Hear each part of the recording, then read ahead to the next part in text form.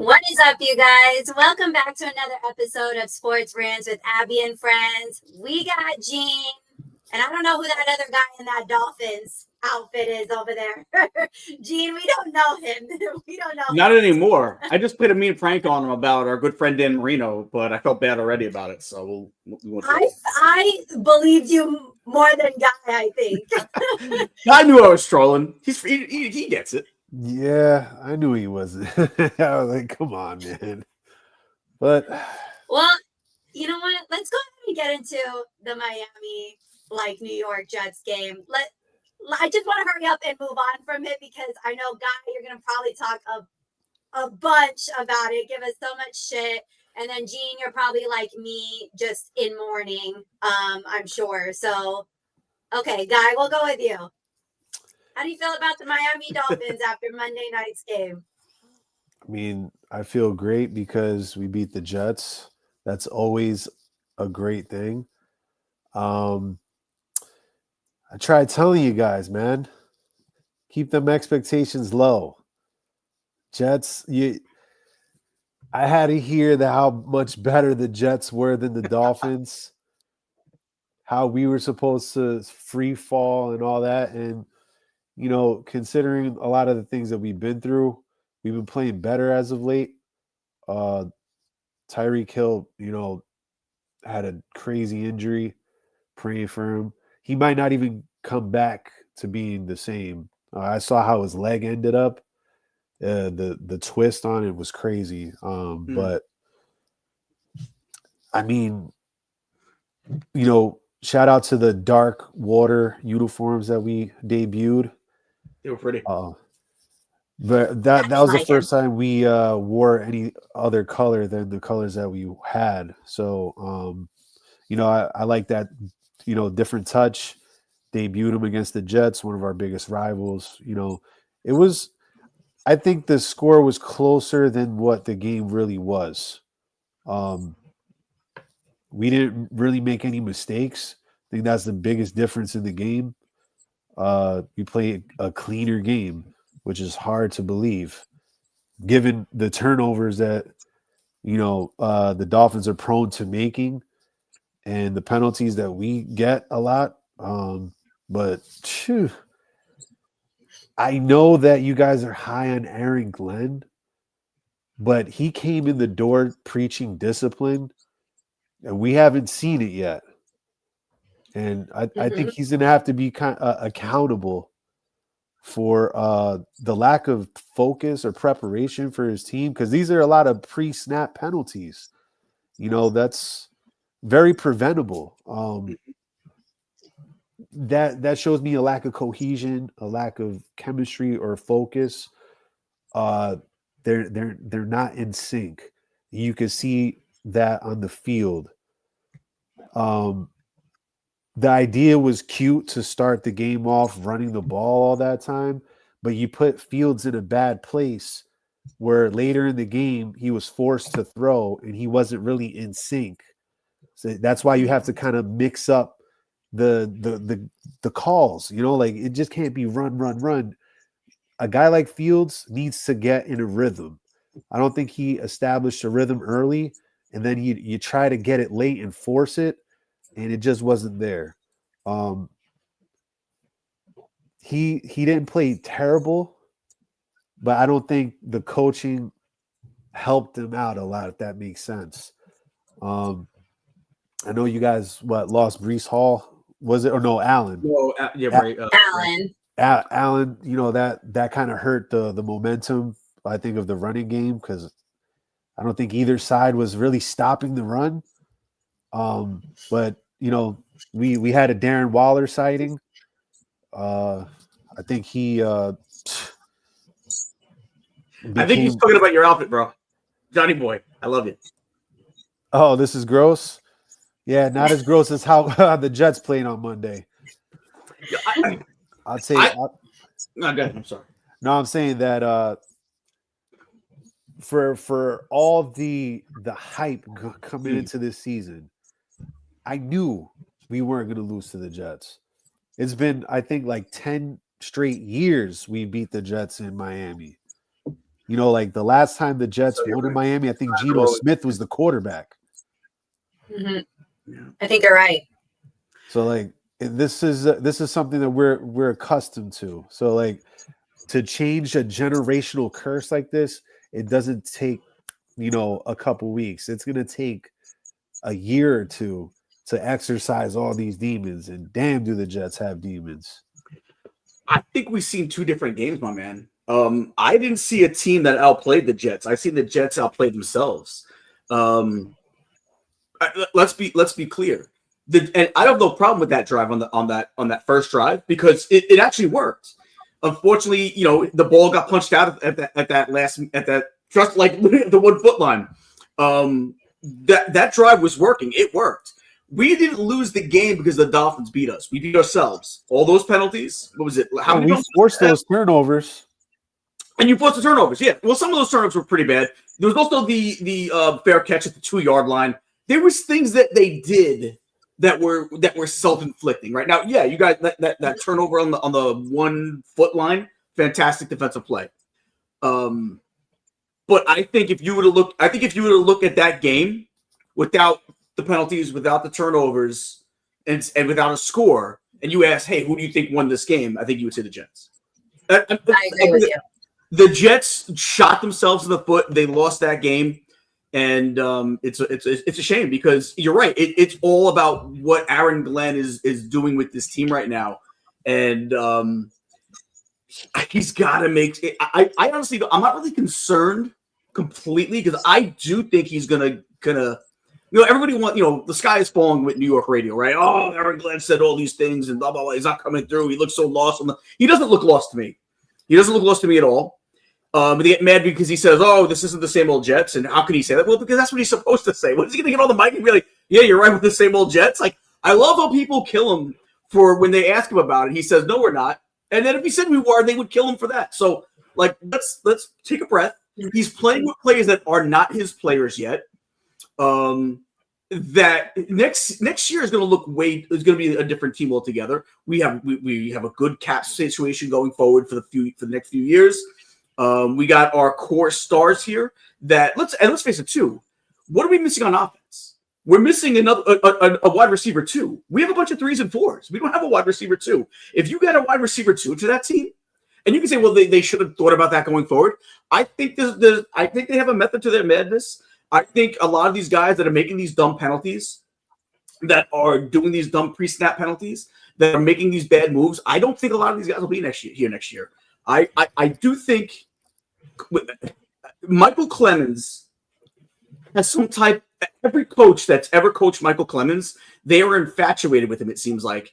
And I think it's because there is such a great raw talent there that I think every coach looks at me like, well, if I could just get him turned around, this kid, he could be dominant because he's ferocious. He's just undisciplined. And I think a lot of coaches look at him and be like, if I can get this kid disciplined, look out because I can really find a diamond in the rough here. And I think that's what they thought when they first drafted him in the first place, the Jets. And I think every coach that's been here with him since has felt the same way. So I get where I'm like, and I'm over because I've seen it for so many years. I'm sure Abby has as well. But there's definitely something there with Michael Clemens that if you could clean up the mistakes and get him to not be like a dirty player, but still keep that edge and that aggressiveness, you could have a star right there because he's got the skill level. It's just that he just makes stupid, over-aggressive penalty mistakes. So I don't think this is him. I don't blame him for where we're at. I think he's got a future plan. I think Moogie's got a future plan, and I'm not going to kill him this year. He's going to obviously, like you said, it's going to take a little bit of time to clear the air. And I think they're going to do just that. I think you're going to see them add a receiver, 1 or 2. They might even see it before the trade deadline. I love the move that they made to get this kid Jarvis Brownlee from Tennessee, rated as the best corner against the run. So I think that's crucial, especially now with, it looks like, hopefully he can play next week because it looks like Michael Carter won't be able to play next week in concussion protocol. There's a lot of things that we can see as Jet fans. I think we see an upside. You can't just look at it what they do. And listen, I thought they were going to be better than they've played this year. I'll be the first to say that. But I also can see where I can see where there's moves to make. And if they can make those moves, then we could be in a good spot for the future. Gene, remind me, at this point, did you have the Jets at 1-3? I had us beating the Steelers. And I had us at 2-2. Okay. See, and I had us at this point 1-3, so we're not that far off. But I also had 4 as a loss because they're 2-8 in the last 10 times on Monday Night Football. It had nothing to do with the Miami thing, but it's just on Monday Night Football primetime alone.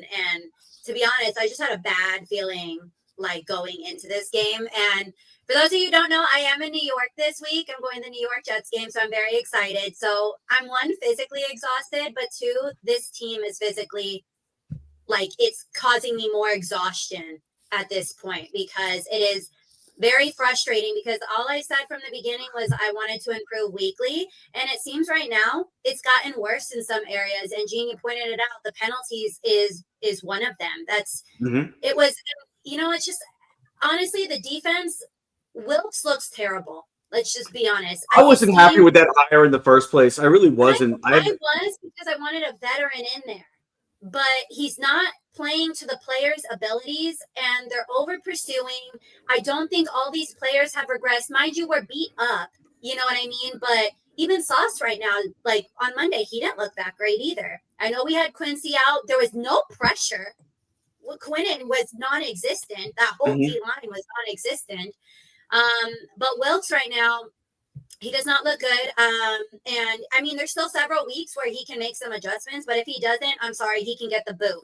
Aaron Glenn is a different story. I'm not for the narrative that fire Aaron Glenn after how this season went. And we'll talk about maybe if we've adjusted our kind of idea on what to expect this season for our respective teams. But give Aaron Glenn a chance. You know what I mean? These are not his guys. He came in, he did with what he did what he could with what he had. The thing on Monday that I was pissed off about, and I did a whole video right before this was, and Guy, you can't tell me the play calling was not atrocious on Monday. Or sorry, not the play calling, the referees. Oh, that push off! Come on, man.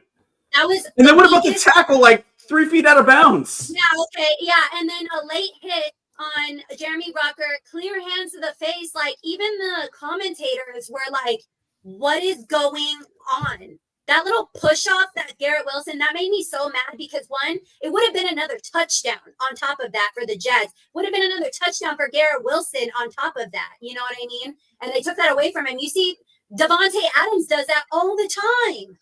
All the time. I think he had a TD this week because I got destroyed in fantasy again. Don't even get me started, guys. But it's just, that dark cloud, Gene, that you mentioned at the beginning of the year, it's always been lingering. And I'm not going to lie, I am really down bad right now. I already had us losing to teams like the Browns.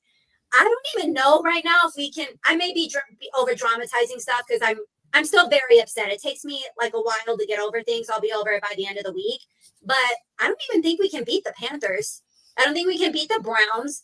I don't even think we beat the Jacksonville Jaguars later on in the year. And so that's what's more frustrating.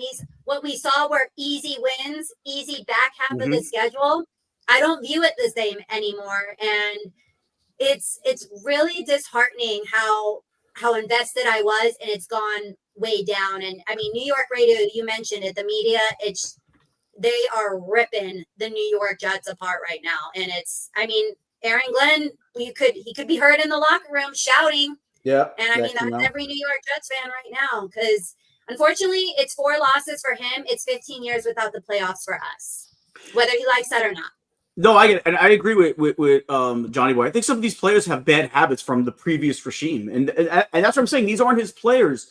You might see them make a lot of changes. And here's the thing. I know a lot of people are killing Fields. I know a lot of people aren't fans of Fields. But if you look at what he's done at times, when he's got those glimmers of having it all together, when he has that nice spiral pass down the field, when he has those 43-yard runs where he's just in and out of, of blocks, you can see that if he could just be a little more consistent, he could really be special, right?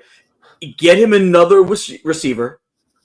What are you laughing at, guy? You don't see what I'm saying? Bro, that's what they've been saying about him his whole career. I know, but somebody's got to unlock it because it's there. It's not like he's Zach Wilson where there's just nothing there, and you're like, I don't know how this guy made it to the league.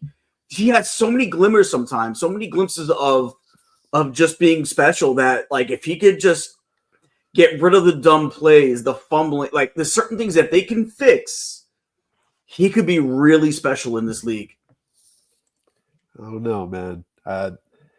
They've been trying to figure that out for years. At what point is who he is? He's just an inconsistent quarterback. We thought about Sam Darnold in Carolina. Right? Sam Darnold could pass the ball, though. 4 years into his career. Nobody, but he had issues, too. Justin Fields doesn't look that bad throwing down the field. I mean, you're not asking him to throw it. What else? We weren't throwing the ball. Especially right before the half. They were still running the damn ball. Yeah. I know, but we're 0-4. You got nothing to lose. Yeah. Toss that shit up. I could care less if it's intercepted right now because it's you don't want to build bad habits. You don't want to say but running the ball is also just leaving him complacent in what he is, and he's not comfortable throwing. It's very clear. So you're enabling him by not forcing him to throw. I get, Di, you were talking about forcing to throw, but unfortunately, that's the situation a lot of these guys are in. Yeah, I mean, that's why it's like when we talk about, like, we'll talk about Baker Mayfield from week 3, a minute 48. Sometimes that's all you got to win the game, and you got to go down the field. And it's going to come down to that in games, so we can't keep making him comfortable in this little bubble. And Fields is not the problem right now. I know Johnny Boy said that. I absolutely agree with it, but I'm not going to say he's the future for the New York Jets right now.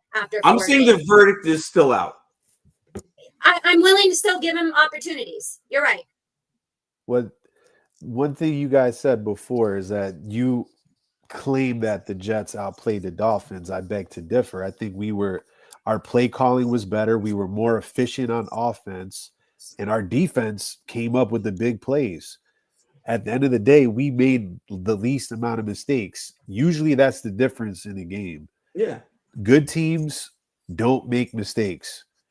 You know, that Patriots dynasty, they were the most well-disciplined team, even though they got calls in their favor, but they were the most disciplined team, the least penalized team every year.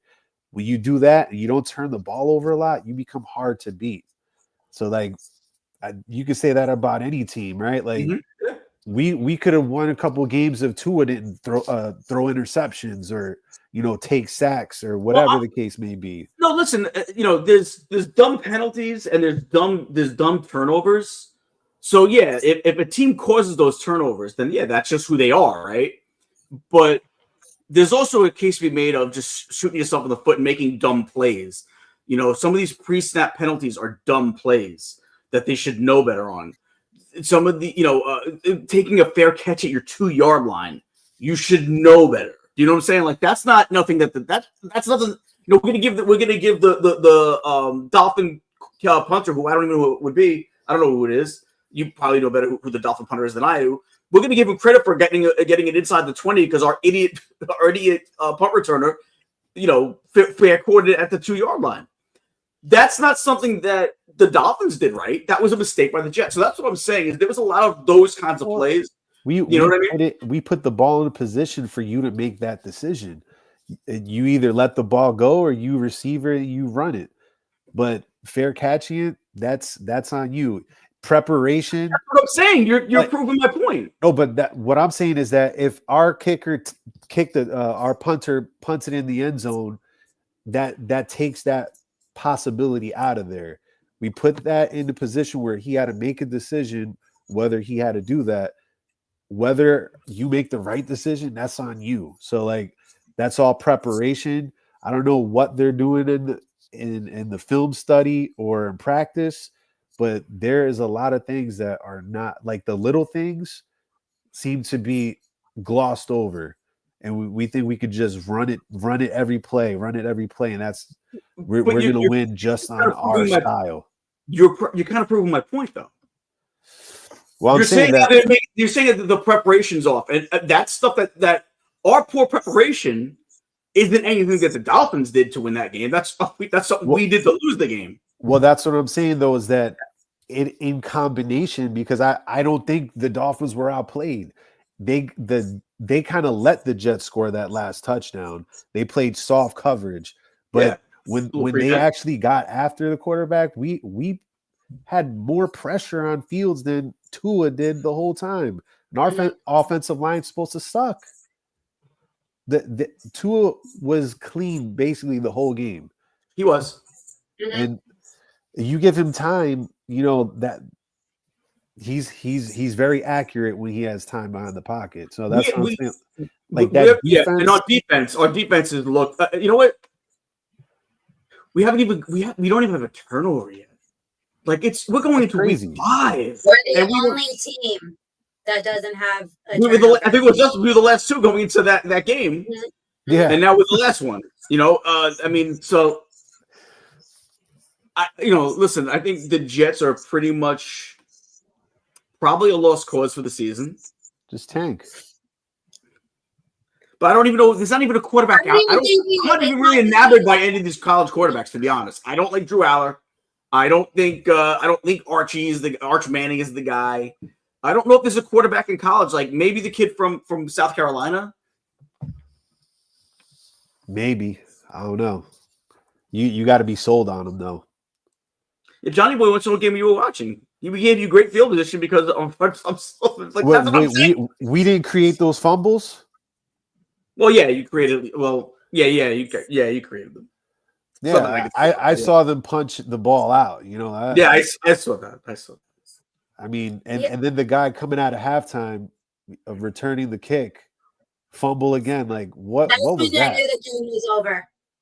Yeah, and that's my point. Is 13 penalties for over 100 yards, 3 turnovers. The game was still a 6-point game. That's all I'm saying. I don't think we were outplayed necessarily. I think we could have. Well, don't forget, Tyreek Hill was injured for like in this late first quarter, early second quarter. He was out there, we would have scored a lot more points. The fact that Darren Waller had 2 TDs, and in my head, I'm like, this dude's coming off the fucking couch. Yep. And has 2 TDs. I couldn't believe it. I was like astonished. I'm like, who is this? You know what I mean? We saw a comment in the beginning about Kelsey Plum. That comment was pretty funny, but you know, I know Johnny Boy's over here talking about, you know, Justin Fields is not the problem. I mean, he's still causing mistakes though. He also still fumbled the ball. 1, he shouldn't have even taken that sack. And then 2, you're going to fumble on top of it. It's like a 20-yard loss at the end of the day. And he's still at times holding the ball too long. He is. And he still can't read defensive schemes a lot of the time. I'm not saying it's easy, you know what I mean? But for someone who's been out there more than I have, you think you'd pick up a little on something, and he looks completely blindsided sometimes. I feel like with Justin Fields, it's all he needed that rushing TD because mentally I think he was starting to go off the deep end. And I think that got him back into the game and whatnot. But yeah, I mean, let's talk about since our teams are where we're at right now. Obviously, Jets are 0-4. Guys over here celebrating 1 win. Whoa! It was their Super Bowl. Hey, we were supposed to be worse than you, right? I've never seen Guy so giddy in my life than I have today. No, because you smiled the whole episode. You're giddy because you lost. Remember, he was giving us shit because, like, we're giddy because we kept it close. Now you're giddy because you're 1-3. No, because you guys both thought that we were going to be worse than the Jets. You know, there's still a chance. I'm saying, you didn't really outplay us. You could still be the worst team in the division because we played a cleaner game. Like our offensive execution was way better than yours, and defensive too. We were the opportunistic defense that caused turnovers. We didn't do it all year until that game. You know, sometimes it takes a game to change your season around. You know, so Wu-Tang says we're going to be 0-17. He thinks it could happen. Ridiculous. And the Dolphins might be and the Dolphins might be like 1-16. So we'll see. Actually, that can't be the case because they play each other again, so something's going to give. But you know, It'll end in a tie. Don't worry. And you want to hear something crazy? Is so obviously with the Bucks, I'm giddy to go to this Bucks game against Philly this week because I'm like, you know what? I'm rooting for the Bucks. That's my number 2 team now, and I'm actually gonna go see a winning team, a team that I can actually go to every week and root for and watch them play well and win. It'll be my first win of the season. I mean, I was kind of rooting for the Bucks like in the first 2 games, obviously not week 3, but I really wasn't focused because I was more focused on the Jets. But this is now I'm all in on the Bucks. I get to the stadium. I'm psyched. I got certified Rob from Rookies of the Year. We got tickets together. Our buddy Ryan, who's a big Philly guy, lives down here. He's a big Philly guy. He comes to us with the game, and man, like I think is it me? Maybe it's my fault. Maybe I'm the bad juju because I can't seem to find a team that can win a game. So far, rooting wise, I'm like 0-4, 5. I'm 0-5. It's rough. And I mean, I can't even. My backup team, the Cardinals, been losing on like field goals the last 2 weeks, and that's been so disheartening to watch. Anyway, so Gene, you said the Jets were going 9-8 at the beginning of the season. Is that right? Yes, that's still mathematically possible, Abs. And you're still sticking with that? No, but it's possible. Do you have any new expectations for the Jets at this point? At this point, no. I have hopes. I hope to see them develop some other talent. I want to see. I hope to see them develop Malachi Moore because I think we definitely need help back there. I'd like to see what this Jarvis Brownlee has.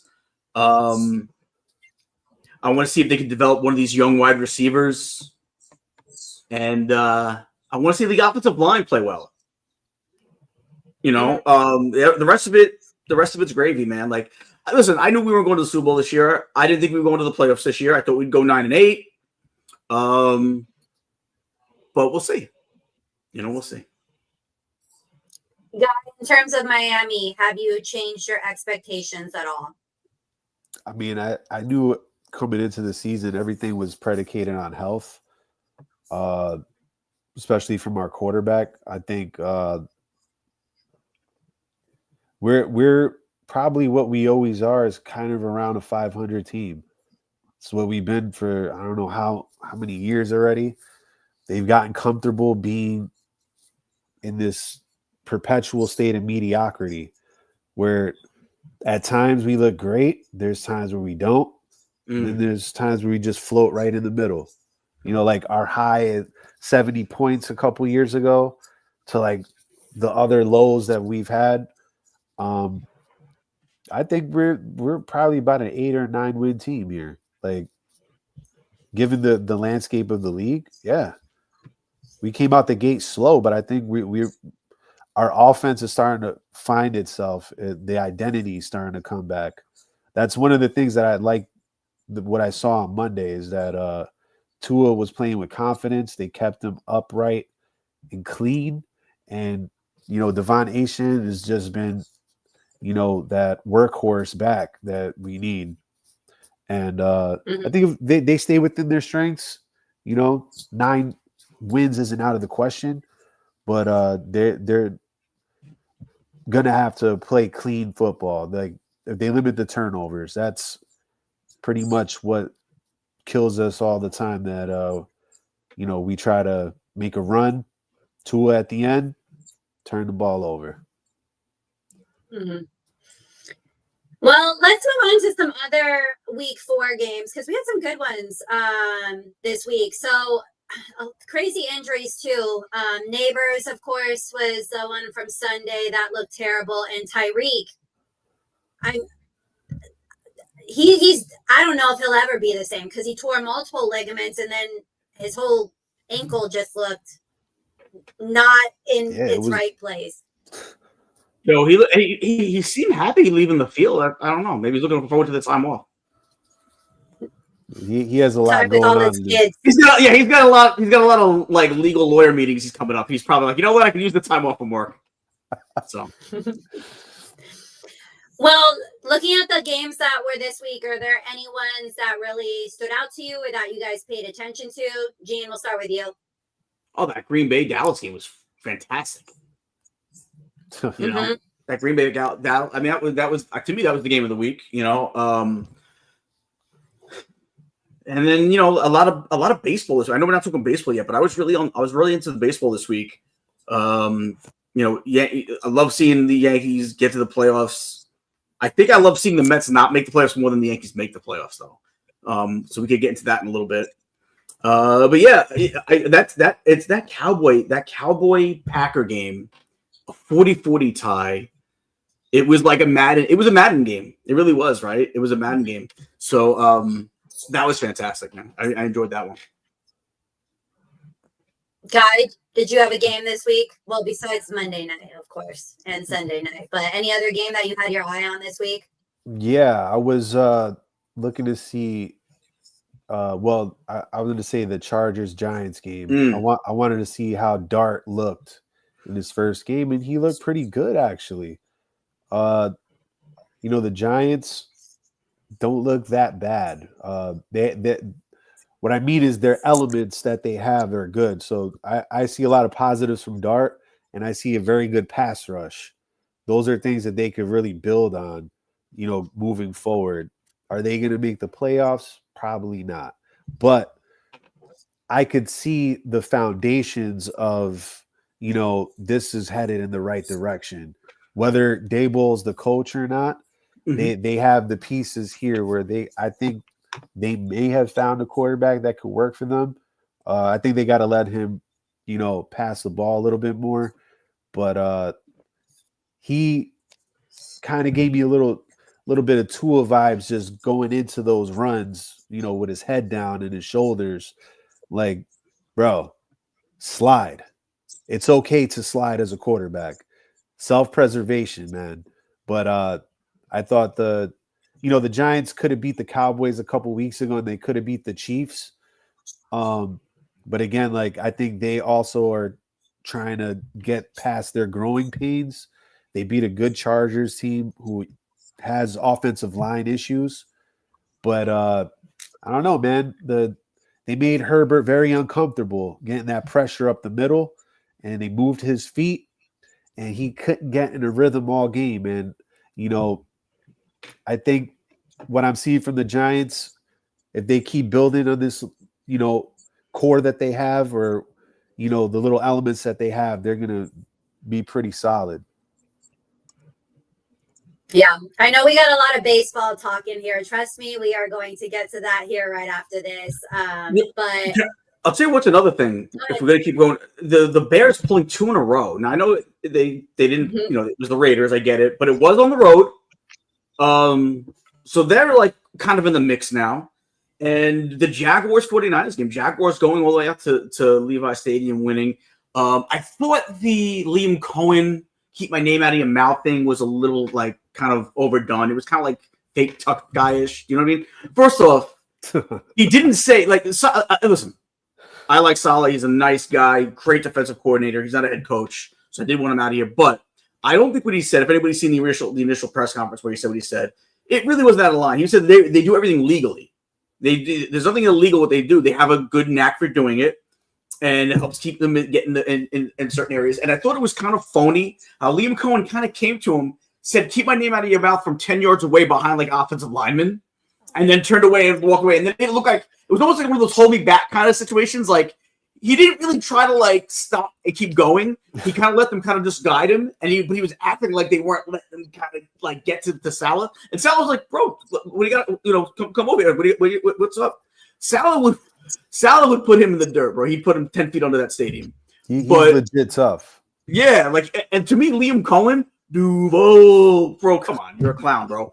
I think he was just trying to be a fake tough guy for the cameras, because it was silly. It was silly. But hey, kudos to them. They got the win, right? They put up 26 points on the Niners. Was it 26-21? They went on the road against a good team, even though that team is banged up to hell. Still a quality win for the Jags on the road. So, especially in a young coach's young career. So, again, Stop trying to be a fake tough guy, though. That's all. I'm shocked you didn't bring up the Bucks-Eagles game. Well, I that was a there. Very good game. I was there, and it to be honest with you, the first half was awful. They were getting crushed. We were like, in the second quarter, we were like, this. And let me tell you something. If you can see, it's hard because my lighting is messed up where I'm at, but my nose is bright red. I look like Rudolph. I have sunburn everywhere. The game against the Jets, everyone told me, hey, when you're in the stadium, just know it's like you get the sun, especially a 1 o'clock game, the sun just destroys you. I was like, how big? It's just the sun, how big, right? I've been outside the sun. Well, I get so sunburnt. I actually had I got home. I had a fever. I was actually sick. The next morning, I just scratched my face. Like I just went like this. Like I got out of bed. And I was like, ugh. And I look at my hand, and there's like skin and blood. Like skin literally peeled off my nose. It literally peeled. That's how brutal the sun is at Raymond James Stadium. So if anybody's ever been there, bro, make sure you bring some. Like I put it on in the morning, but then I was it, and I was there till like 4:30, in the afternoon. So. And then so I go back this week, and sun's not as bad, but bad enough. This time I'm wearing a hat. With my Mike Evans jersey, courtesy of my son. Thank you, Adrian. They gave us the hat as a giveaway against the Jets, but I'm wearing my Joe Namath jersey. I'm not going to put a Bucks bucket hat on, right? That would look ridiculous. So I didn't wear the hat, but I wore it when the following, this last week, and I got a little bit more burnt again. I gotta figure out what I'm gonna do with these games. I don't know why they schedule so many 1 o'clock games. It's not like they're an awful team. They're one of the top teams in the NFC. I have no idea why we don't get, like, as a Bucks, get more 4 o'clock and night games. We only have one. Bro. I don't want it. I don't need it. I'd rather play at night. We have one night game. It's in December. I don't even need a night game in December. I need it in September. So, as a matter of fact, that game is our guest last week. Guy's cousin Skylar is actually coming to that game with me. So he's going to that game against the Falcons. But yeah, I got burnt to hell. The first half was horrible, and then Baker unleashed his 70-yard pass to Ibuka. It's needled it right through 2 defenders. If anybody's seen the play, it was a gorgeous. I'm thinking, oh, that's a pick, and then it just snuck through. Off to the races, and then Bucky Irvin, I becoming a huge Bucky Irvin fan. Another 70-yard pass there, but he threw a really bad pick in the end zone. Wish he would have just. But it turned out to be a very good game. But that first half, brutal, especially with the sun. So. No, I can't imagine. It's rough. Well, you're in it. How do you feel about the Jets facing the Cowboys this weekend? Can I go to my? Let me go. I think that's a win. I don't have it as a win now. I think it's a loss. I saw somebody in chat saying that Dak's never beaten the Jets in MetLife, but how many times could that have been? Like once? Yeah. Yeah. Yeah, I had us winning this game originally. I had us going 3-2. So I don't think we're going to beat the Cowboys at this point, though. I think the Cowboys are better than us. Yeah, so. I mean, we can't. Our defense can't stop a nosebleed. So it don't matter who they have out on the field. It don't matter that CeeDee Lamb's not playing anymore. I originally had this game as a win, and I'm hoping for a win still because obviously I'll be there. But yeah, I'm hoping for a win. I think Javonte Williams runs all over our defense. Mm-hmm. Which isn't so bad because I have him in both my leagues. So I can live with it if that's what happens. Guy, Miami is heading to Carolina, I believe, this week. Is that correct? Yeah. And how we feeling? Pretty confident. It's a loss. I think that's definitely a win for us. Carolina can be kind of sneaky. Yo, they shut out. Who did they shut out last week? The week, obviously week 4 or 3. Falcons. Falcons. That's a good team, and they shut them out at home. Yeah, but then they let the Patriots dog walk them this past. But that was on the road. I mean, you still gave up 42 to the Patriots. Yeah. Well, no, you saying you? I didn't do it. No, I mean like the Carolina, like they gave up 42, bro. Like that's not like a juggernaut offense to be giving up that many points. I mean, like you could run the ball against Carolina. I think that's what they're gonna do. You can see a heavy dose of A-chain. And then play action right off of that. We should win. I'm not gonna say comfortably, but we should win the game. I guess we will all see. So we've had a lot of comments in here about MLB. So before we get into that, I want to thank everyone for joining us. I think we have like 40 in the building, if that is correct. So we appreciate you coming and hanging out with us tonight. So let's go ahead and start talking about MLB. I'm not gonna lie, I've been watching the games, obviously, since we're now in playoffs, but I was obviously disheartened that the Diamondbacks shot themselves in the foot. They did the same thing by not starting Gallen, and then thought they would start Gallen against the Padres and quickly got eliminated. So been checked out there. Guy, I know the Mets got eliminated. How you feeling? I mean, it was not so much the weekend or that Sunday. It was really since June 13th where we seen this decline. A lot of it had to do with injuries to the starting staff and not getting in sync, but also the lineup being top heavy. Besides, like, Soto, Lindor, and Alonso, and sometimes Nimmo, like, there's not much consistency from the rest of the lineup. Too much swing and miss. Guys go up there without a plan, trying to hit home runs all the time. You don't win that way. And, the bullpen overused early in the season, and that's on Mendoza. They could start feeling the burnout late June, July, like where we lost a lot of games where we were leading.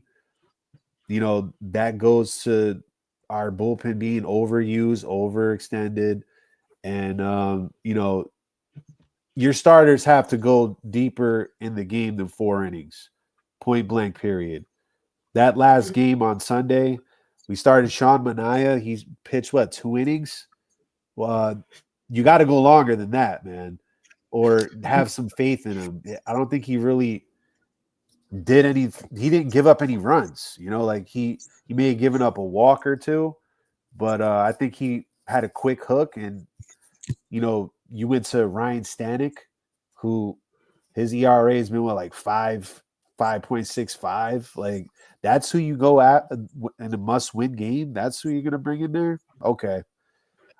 He gave me, Aaron Boone vibes on Sunday, and you don't want those. No, and once it was that, it was over. We didn't deserve to get into the playoffs with our inconsistent play. Mm-hmm. Johnny Boy says they better sign Diaz and P and bring back OM. Is that OMG? We went from OMG to what the fuck? Yeah. Is Diaz a free agent? I thought you could sign him long term. He could opt out. He has an opt out. Oh, okay. I know Petey already. He's already said he's going to opt out, which he should. He earned the right to. So, do you think you guys bring back Pete Alonso? I think we do. I think you have to, because of what he means to the franchise. But so you think they pony up more than they offered him last time? Yeah, they should. He had the year that you would have wanted from him. Yeah, I mean, you have to. I think it was a prove it deal for the most part. Yeah, they front loaded it, said, "Hey, let's see what you could do." He did it, so I think he's looking for years more than money. I think if he gets 5 years, maybe at like 175 in that range, I think that's enough to get it done. We'll see what happens. I don't think he's going to get that much. I mean, he might not get that much, but it really depends on the market, because I could see a team like the Red Sox trying to get him, the Cubs, like these teams that need a first baseman, maybe even the Yankees, so somebody who needs a first baseman. Next year. I mean, we're not gonna have Goldie next year, but I think that's where you put Ben Rice. You could. I'd rather find a catcher if you don't want to go with Wells. I'd rather find, if you're not gonna stick with Wells, then first base is automatically Rice. I'd rather stick with Wells at catcher, put Rice at first base, and if anything, if you're gonna look for a catcher, then move on from Wells. But I think you got to put Rice at first base. Even he had a home run today. Yeah. He's definitely had a tremendous rookie season. But that we'll talk about Yankees a little later. But yeah, but with the Mets, you're right. There are a few teams that would benefit with having them in the lineup. And so I mean, and Cubs are definitely. I would be more nervous about the Cubs than anybody else. Don't sleep on the Red Sox because Bregman could opt out as well. They could easily shift that. They have a lot of young position players where they could kind of like move around. Yeah. Bregman might be a guy that you see go somewhere else. And the fact that they have so much young talent, that leaves them the ability to overpay with a guy on a short-term, maybe not short-term, but like they can overpay for 4 years because they're not going to have to pay these other guys for 4 more years. So it's okay to kind of overpay on a guy like Alonso. Mm-hmm. Well, Gene, let's talk about the Yankees because I'm sure you have to be excited after. It was a good game today. Yeah, today was a fantastic game. Boone decided not to ruin this one. Thank you, Aaron Boone, for not destroying the opportunity to win today. That's Boone to me is the most overrated manager in baseball. Maybe in history. Maybe even history. They win in spite of him because the talent level there is off the charts. So they sometimes have to. There's times where they win despite his managerial moves. Mm-hmm. And you can say, well, if he made the managerial move and they still won, then sometimes he gets lucky because he does some stuff that just makes you shake your head.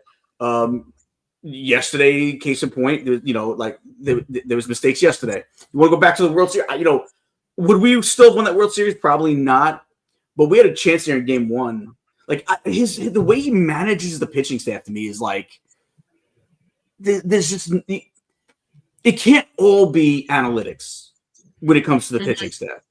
When it comes to how you manage, so yesterday, I get not putting Rice out there as hot as he's been. Hey, he's a rookie. Let's not overwhelm him. We can play Goldschmidt, right? Who's not been great, but he's an experienced veteran. But what book did you read that said, hey, we're better off putting Ahmad Rosario in than Jazz Chisholm? What book did you read, Aaron Boone, that said that, hey, he mashes lefties? Any other lefty made, you're going against a 3, 4, or 5 rotational guy, and you want to say he's really good against lefties. Okay. You want to say, he's, a bullpen matchup with a lefty, fine. But when you're talking about a guy who's probably going to finish second or third, right? It's going to be Scoville, Fried, and Crochet finishing 1, 2, and 3 for the Cy Young. When you're someone on that level, just go with the better player, my man. Especially a guy that's been your player he's on a platoon. Since when are we platooning Jazz Chisholm? Since when are we platooning Jazz Chisholm? And now we decide to platoon him? Game 1 of the wild card series, the guy we had a 30-30 season, and now we're platooning him. Absolutely asinine. S10, S11. I can't stand. I almost don't want to win this year just so we have an excuse to get rid of this clown. But you know what? I'm afraid Cashman might not pull the trigger anyway. So I just, and Luke Weaver. You bring Luke Weaver in that type of situation.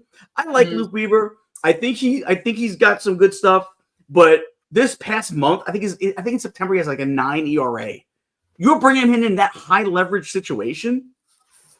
He didn't bring when Devin Williams was playing god awful. He kept putting him out there in tough situations, and he kept getting shelled. We finally get him right in September, where he's actually pitching well. Where now you can put him in a high leverage situation because now it makes sense. But no, let's go Luke Weaver. He is. Yeah, Trailblazer. I haven't seen the name before, so thank you for tuning in with us. I believe you're new. Please hit that subscribe button. Check us out on all the other platforms as well. But yeah, Mr. Spreadsheet Analytics. God awful. I listen. I don't want to see anybody get fired. I want to see him lose their job, but he'll be okay. I'm sure he's got money stashed away. I'm sure he's clipped enough coupons, as Bill Belichick once said when he quit the Jets. He'll be fine. He should not be the Yankees manager. He shouldn't. Do you think that, given the questionable managerial decisions he's done over the past few years, how much is that him? Or how much is that coming from, upstairs Cashman? That's telling him to go with the analytics? You know what I'm saying? Like, who's really controlling, pushing the buttons here? Because Aaron Boone can't be this dumb, right? I want a guy then. I mean, it's not going to matter, right? Because everything's all like, if that's you're right. Because I do fear that. I don't know. I don't know what's going on because they're such a weird front office. Randy Levine, who has no baseball knowledge or history, is involved with certain things. Like, I can't. I've hated Randy Levine since day one. He just looks like a guy I'd want to punch in the mouth. So I don't know. It's frustrating. As a Yankee fan, it's highly frustrating. But I'll tell you what, Boone should not be the manager of the Yankees. If they're calling down to him saying this is what, hey, we want to do this matchup, then he needs to grow a pair and say, I'm the manager of this team. If I'm not going to manage, then let me go. Yep. And then prove me wrong somewhere else. Maybe it's not him. Maybe he's just doing what he has to do. But then grow a pair and tell them, no, I'm a manager. Why did you? If you think you could do better, Mr. Cashman, you come down here and wear the jersey and sit in wear the hoodie and sit there and argue with umpires. But yeah, Theo Epstein would be fantastic, and Joe Madden. But the thing with Joe Madden's a spicy guy, man. He's not going to let anybody in the front office tell him what to do. Joe Madden's gonna. If someone called, could you imagine if someone called the dugout and Joe Madden picked up? They're like, "Hey, we really want to go with Luke Weaver here." Could you imagine? He'd break the phone. So yeah, I don't know if that would work either because I know that there is some input, but you gotta just let the guy manage, man. Like, baseball is one of those sports where you gotta just let things play out. You gotta let And again, if it's overwhelming, fair, but. I mean, come on, Rosario. It's been like a million teams over your guy that was your top. He's your second baseman. He's not a second baseman. He's your second baseman. 30-30. Arguably had the best season for a second baseman this year. Mm-hmm. You can make the case, right? And fantastic player. And you know what? You always want. I just love the personality. He reminds me of Nick Swisher back in the 09 championship team. Mm-hmm. He keeps the clubhouse light. He's goofy. He's aloof. You need those kinds of guys to like lighten the tension. And and they told him through text. He told him through text. Now, I don't know. Maybe that's how it is in the major leagues. Maybe that's what they do. I don't know. I know that would piss me off. Like, say it to my face, bro. Well, because at the end of the day, that's still your employer. You know what I mean? That's why I'm like, my boss wouldn't text me some stuff like that. You know what I mean? Yeah. Like, she would tell me in a meeting or something like that, or at least, like you said, in person, face to face. Yeah. And Shaq's right, because I think the winner of this series goes to the World Series with the Yankees Red Sox. I actually picked the Red Sox to beat the Yankees in this series. And I have the Cubs winning it versus the Red Sox. That's my World Series prediction. Cubs, Red Sox, Cubs winning it all. I like the mixture of young talent and grizzled veterans on Boston's team. I hate Bregman, but he's a veteran. He's won championships. He's been in the playoffs a ton, and he's got some of these young guys around him that now we see what they're made of. But having a guy like that in their dugout helps. And with Crochet, he's young, and you kind of said, okay, is he as dominant as he is? Listen, Clayton Kershaw is dominant for years, but he'd get to the postseason and just not be the same guy, right? could Crochet have been that? And we saw yesterday Crochet was not that. And so and that's something too. Like, Cora, he's that's a guy. Oh, wouldn't you love Cora as your manager, bro? 100%. He's a guy that he's got the pulse of his team. He knows exactly what's going on. The fact that he kept crocheting, that would never have happened with the Yankees. No, it didn't happen. It didn't happen yesterday. He threw 100 pitches. Oh, we gotta take him out. He threw 100 pitches. You might not pitch another time for this year. Now's when you use them. I'm not saying let him pitch 120 pitches, but let's see. Until he gets into a little bit of trouble the seventh, let's see what he's got. Yeah, but even if you ask him to go 120, he should be able to. This is the time 100%. of year to push 100%. him, just like Crochet was yesterday. Like, he finished with 117. Was it? Yeah, so I think 117. But to your point, Cora manages more with instincts, what he observes during the game, because there's different variables that happen during the game where you have to make the little adjustments or just let it play out, like you said, right? Yep. It's not always a damn spreadsheet and a computer and formulas, what the hell? This isn't math, right? This is, you see the ball hit the ball, the ball's played to you, you make the freaking play. That was bull arm. Yeah, it's see the ball, you hit the ball, you catch the ball. That's it. And we're trying to make a simple concept very complex. When in reality, the most successful teams do the simple things the best. And, it's pitching, it's defense, base running, and timely hitting always. Well, Gene, I kind of want the Yankees to win because that means they would play here, like when I'm in town, and I could go to the game. Yeah, you can go to the game tomorrow. You should blow up this game. Well, no, actually, you can't blow. The game is tomorrow Saturday. Well, what day is today? Wednesday. Oh, you got out there early. I just realized the game. I think so you could go see them tomorrow. I'm sure you got. Well, if they don't block ticket sales for out of towners. Well, you can go to. We can talk. My mom tried to buy tickets already, and she can't because she's basically blocked because she's not in state. Oh, that's a sucker move, right? Yeah, but now you're in state. But now you're in state. Yeah, but that still doesn't make it okay for the Yankees to be doing that as an organization, as if any other team is going to come to town and outshine them, and the majority of the crowd isn't going to be Yankees fans. That is ridiculous. Wait, I want to say two things. One for you, one for Shaq. Yo, that Fernando Cruz getting out of that jam tonight it felt like old dynasty Yankees. The crowd was rocking. It felt like late 90s Yankees at Yankee Stadium. Number two, you're in New York, my friend. Don't say organization. It's organization. God, I don't care. I don't come. You gotta watch over her. Here's the thing. In your area. You gotta watch over her. Make sure she's okay.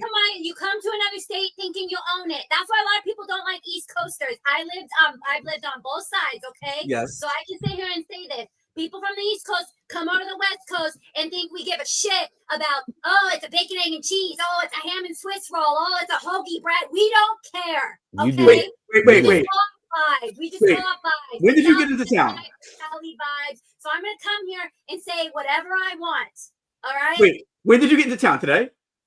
Yes, today. All right, so here's what you got to do. Tomorrow morning, you need to get up bright and early and get yourself a bacon, egg, and cheese, and then talk to Well, that I am going to get. Salt, pepper, ketchup. Chinese food. Yeah, salt, pepper, ketchup. For the first time tonight. My goodness. Hey, don't get it on a roll. Get it on a plain bagel. Guy, are you a roll or a bagel when you bacon, egg, and cheese? A bagel. No, I'm a bagel. Yeah, I'm a bagel guy too. Sesame seed bagel. I don't go sesame seed. I usually go plain or I'll go everything. Okay. Everything. No, I like the sesame bagel. I'm not gonna lie. Yeah. And then I'll tell you what, you want some good Italian food? They got Carmine's is pretty good. Yeah. That's usually pretty easy to get into. Not so easy to get into is what's the other place? I can't think of the name of it. They're known for the spicy rigatoni. Oh. Well, I've been here before. I just haven't. I'm like having to do some of the touristy things again, which I just haven't done in a very long time. I also haven't been in New York in quite a few years. I can't even remember the last time. No, I was here 2 years ago actually for my friend's wedding, but it was up in like Westchester. So oh yes. Yeah, I didn't come to the city. At all. Carbones. Carbones. Oh, Carbones. Yep. Oh, okay. A little harder to get into, but if you can get in, Yeah. great food. But either way, great way to deflect the actual topic I was trying to get into. I was just trying to help you out, kid. Typical New Yorker shit. I'm just trying to help you out. Deflect. Gene, I'm asking you though, like, is Wait, that real right? quick, can I say one thing? Let me just deflect one more time. Since we came on, He doesn't deflect when it comes to Justin Fields, though. Wait. Because he has enough deflections of his own. But we put on 5 subs in the hour that we've been on, so very cool. Yay. We have I don't know, they're not in the chat, so they must be just watching, but we've had we were at 842 or 3 coming in. I think 842 actually, and we're up to 848. So like 5 or 6 added since we started the show. So fantastic. Thank you for tuning in, guys. If you're not in the chat, feel free to just listen and hang out. But if you can debate with us and talk with us and explain to us, maybe you can, if you're from New York, give Abby some tips how to handle being in New York so she doesn't sound like an out of town. I do not. I'm like, I walk around like I run this city. There you go. Oh, there you go. She's got his to the left over. That's right. I walk around like I'm an Arizona girl in New York. I'm enjoying the weather though. I do appreciate the weather. It's cool. It's put in the 70s. It's like actually fall here. Yeah, nice. It's been nice. You don't get that in Arizona. Yeah, you don't get it down here either. That's the one season I miss in New York is the fall. I don't miss the summer. I don't miss the winter. I don't miss the spring. I miss the fall. Yeah. All right. Well, Gene, stop deflecting. All right, I'm ready to answer all your questions. The blocking the ticket sales for towners. Yeah. Yeah. How do you feel about that? I didn't even know they do that. You know what? I found out because of Mike Francesa on his podcast. And then my mom called me and she's like, I couldn't buy the tickets because they blocked you, Mom. She's like, yes. And my mom's a planner. So she's like, can you do it now that I'm here in New York? I would think you can, because I would think it's almost like how if you try to buy them with your phone, how if you go on a gambling site, say you use FanDuel, and you would go down to a state that doesn't have it. Now your FanDuel app doesn't work, even though your phone and you are from another state, you can't use it in a state that doesn't have gambling. I would imagine that your phone now would work because of the. It would work, but my mom is in Arizona. What Red Sox fan, they'll just say right now, would be coming from Arizona all the way to New York realistically?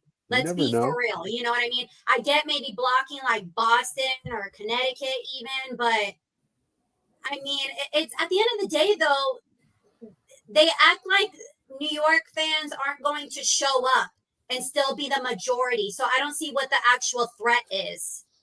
That's like saying in Dodger Stadium that Dodgers fans would not show up. That is the equivalent. You know what I mean? And the Dodgers ain't doing it. Hi, Dave. Hey, Dave. Dave's one of our new guys, new listeners, because I don't recognize his name. So thank you for tuning in, Dave. Yeah, I'll tell you what. So I've never really been to a New York game where the stadium was overrun with another team. Even when the Jets were bad, I never really seen it. I used to have season tickets to the Jets. I never really saw it that bad. I was at the Bucks are a great team this year, right? Philly. There was a load of Philly fans in the stadium this past Sunday, which I was surprised at because the Bucks are a good team. You would think they'd make sure that stadium stayed Bucks. Like the one side was all red, and then one side she's on the visitor side. Our side was all green. There was a lot of Philly fans. I didn't like it, but at the same time, I don't think you should limit who can go to the games. My thing is if that's up to the Bucks fans to buy all the seats to make sure that they can't sell them to out of town. So I would say that it's up to the Yankee fans to make sure they fill up that stadium so that Red Sox fans can't go. Right. Your mom's a Red Sox fan? No, we just want to go because we're in town. Yeah, we I were thought you going were to go. saying she's a Red Sox fan. If the Mets were here, we would go and see the Mets too. You know what I mean? We're just like, I mean, hell, if like it was basketball season and the Knicks were in town, we'd go to a Knicks game. You know, we just enjoy like sporting events as a family. Yeah. So that's why they're not Jets fans, and they're all excited to go to the Jets game with me this weekend. You know what I mean? So I don't think they've ever been. That's why I have only to one. So not like MetLife's some fantastic stadium, anyways. But it's the worst stadium in the league. I got to drive by every day. It looks no different than when I went back in like 2015.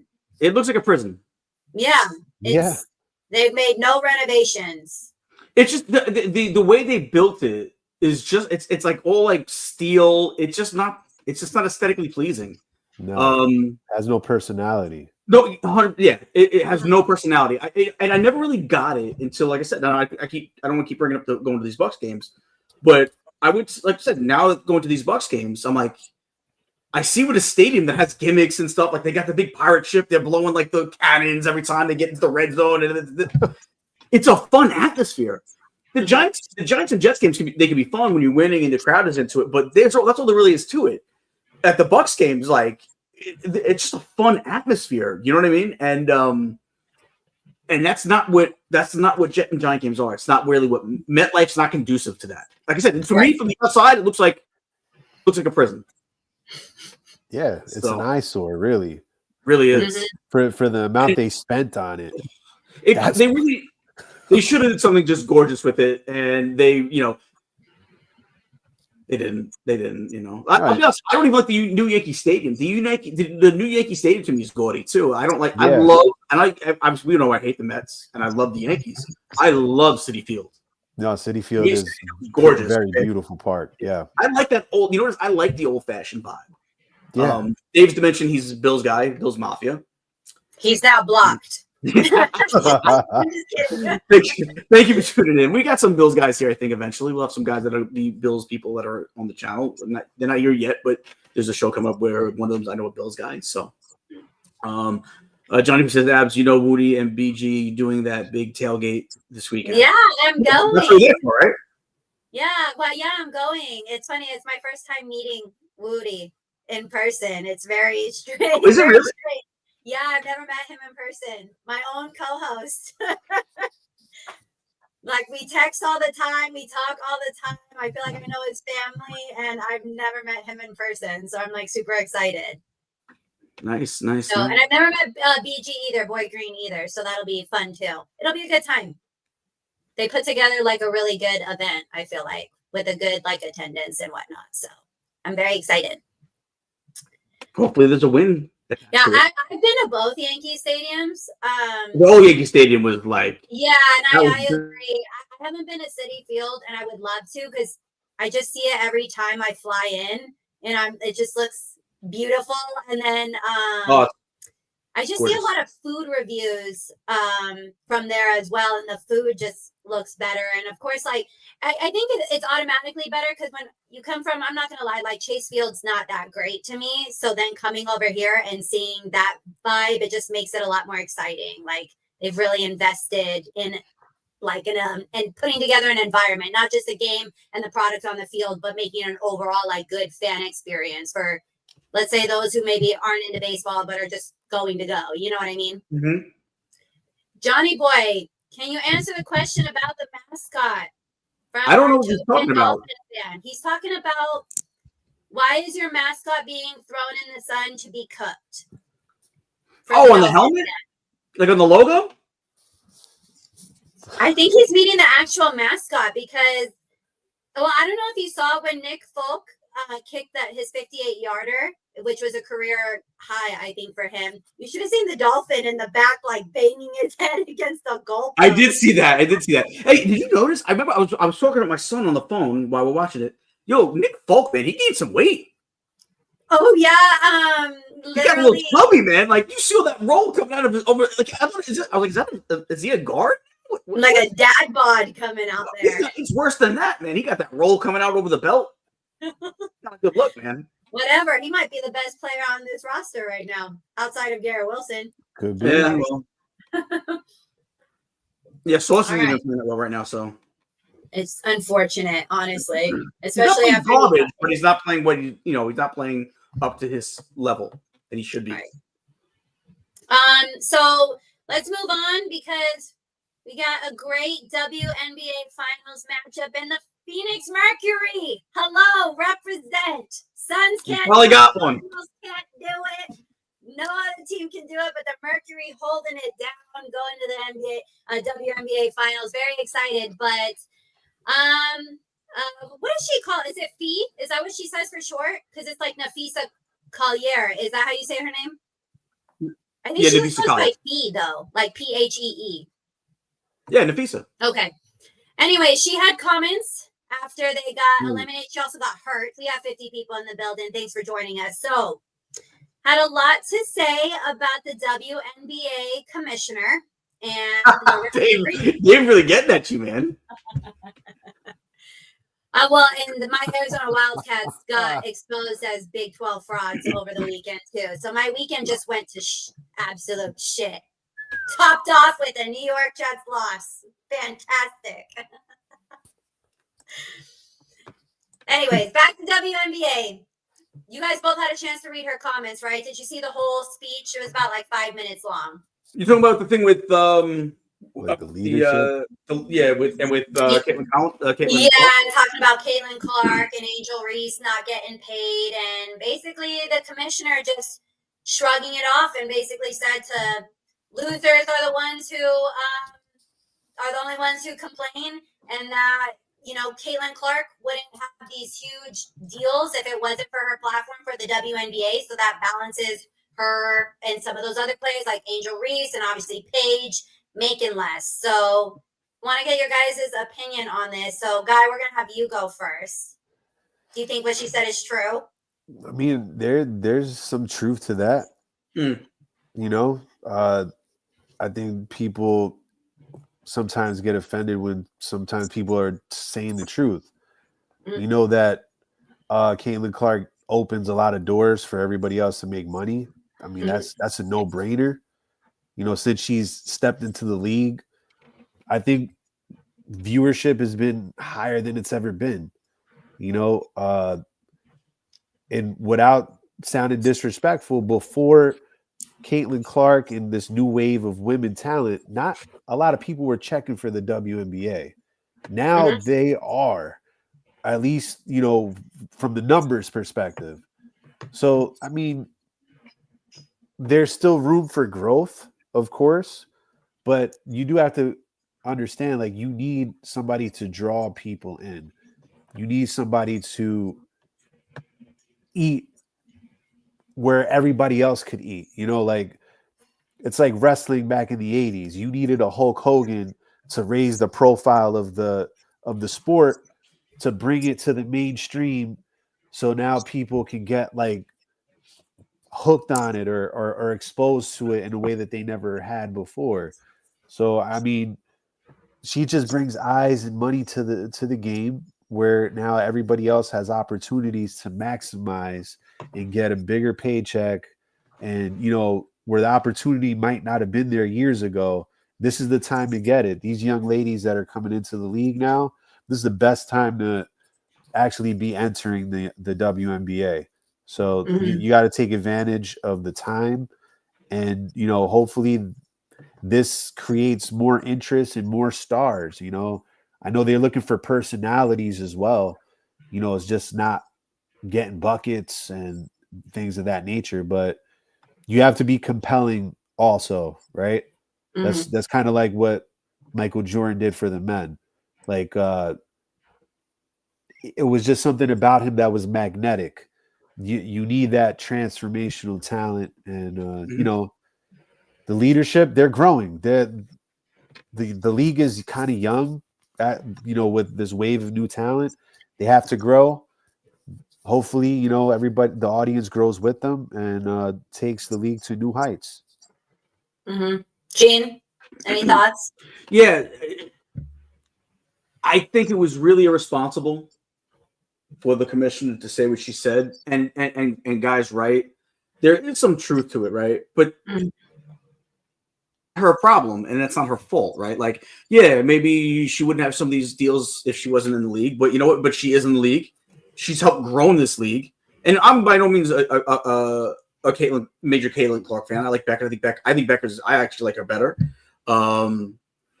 I think, so, but either way, these young players, Becker's, Angel Reese, who I think gets too much bad press. I think she's way better than people give her credit for. Caitlin Clark, Kelsey Plum. I mean, there's a ton of them, right? It's not just them. There's other ones too that are really just exciting to watch. I'm blanking on the girl's name from Dallas, who's fantastic to watch.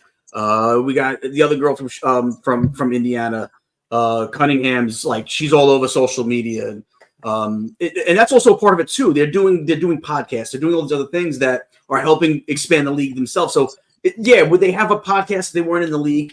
Maybe not, but they were stars in college, so maybe you could have crossed over a little bit, right?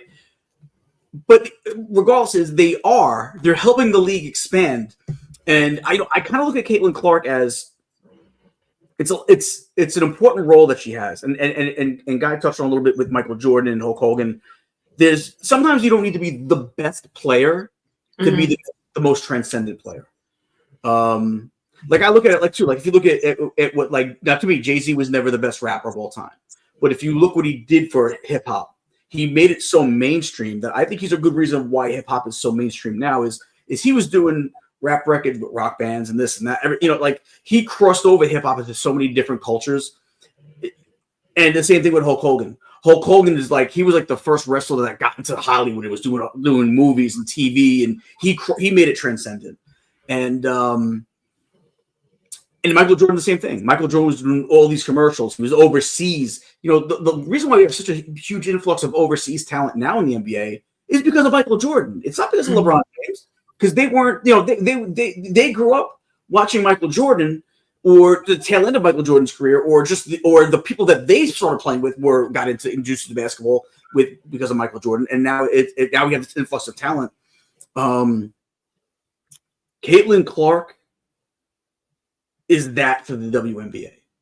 She's not the best, but she is the most popular, and she is the most transcendent.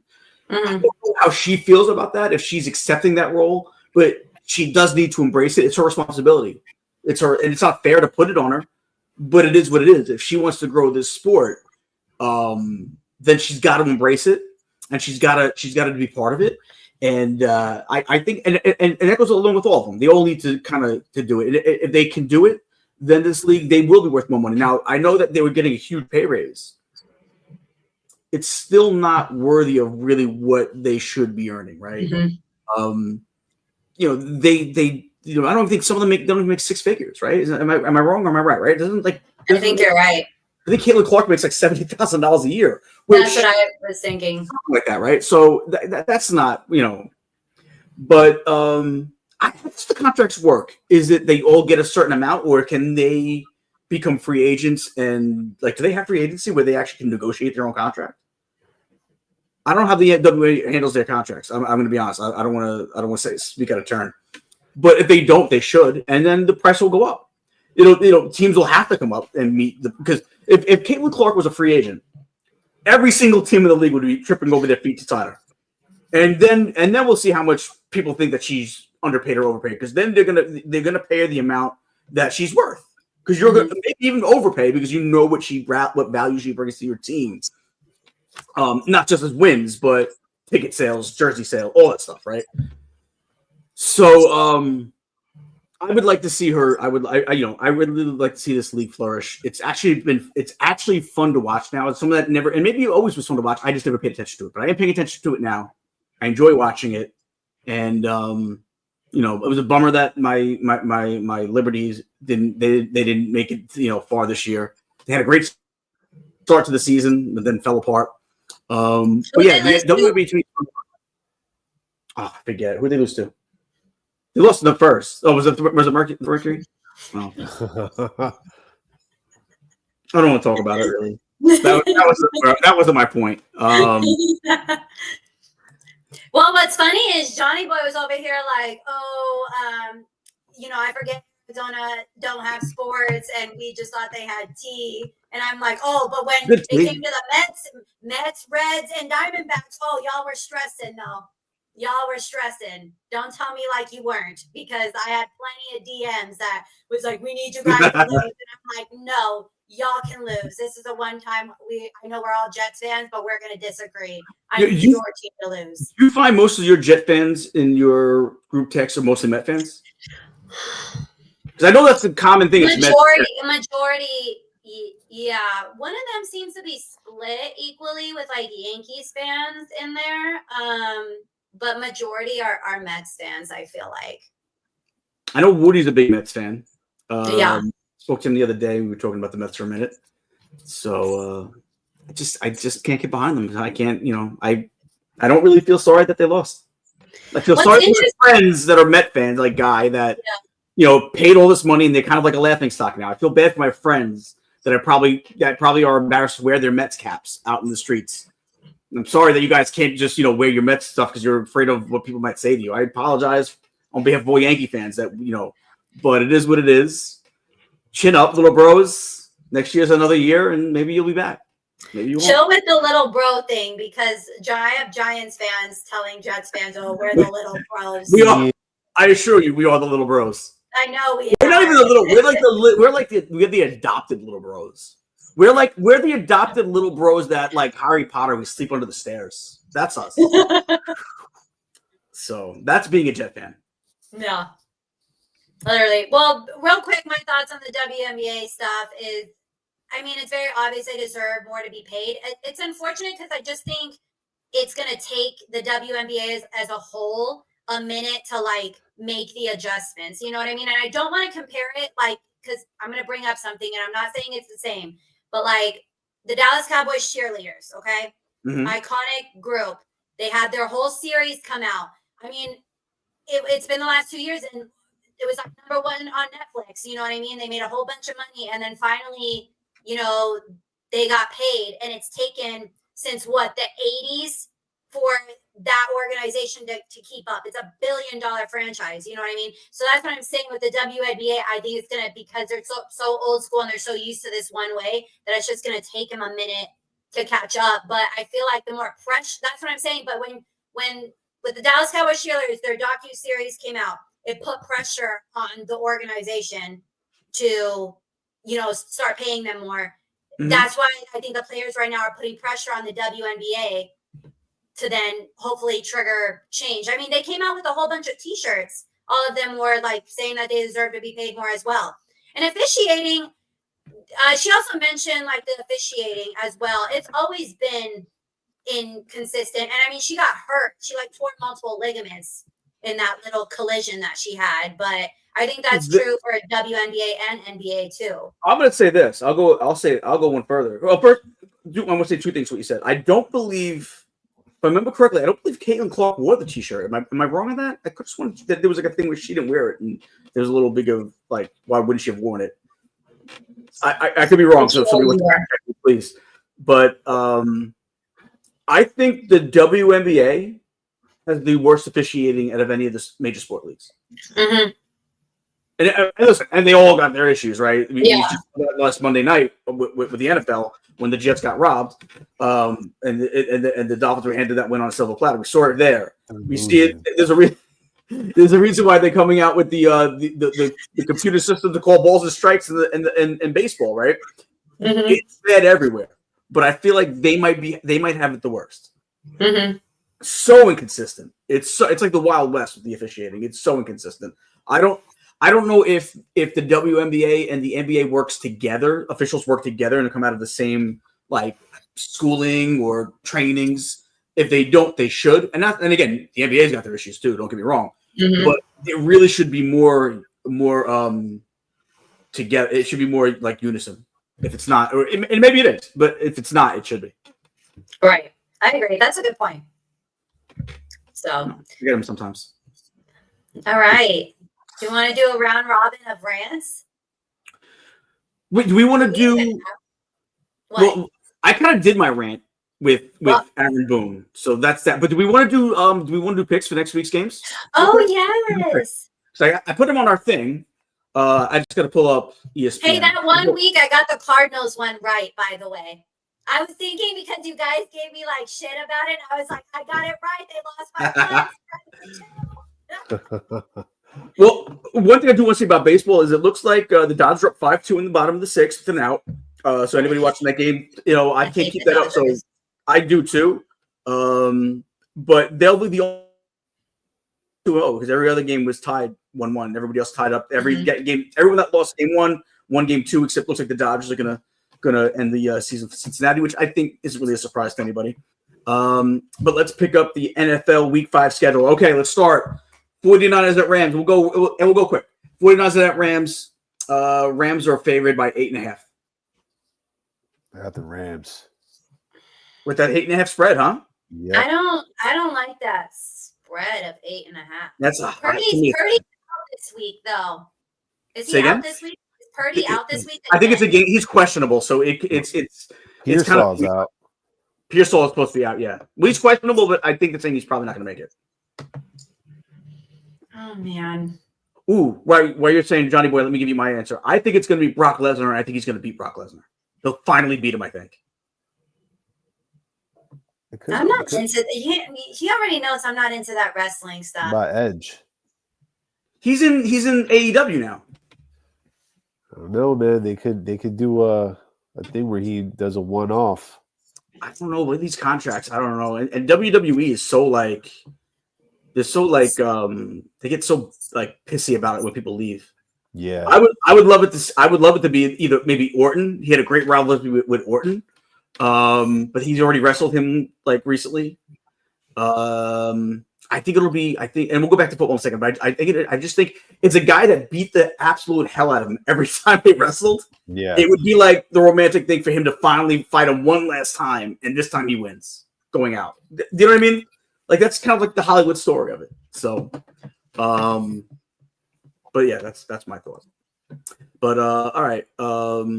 She wants to see Rock versus Cena. It's already happened, so I don't know. But and again, sort of Brock and Cena, but True Blazer says to Dave, facts, best visiting crowd he's ever been a part of.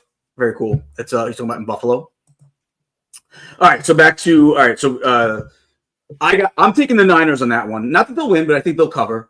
Guy takes the Rams, and Abs, where are you going? It's 8.5. You said it's 8.5.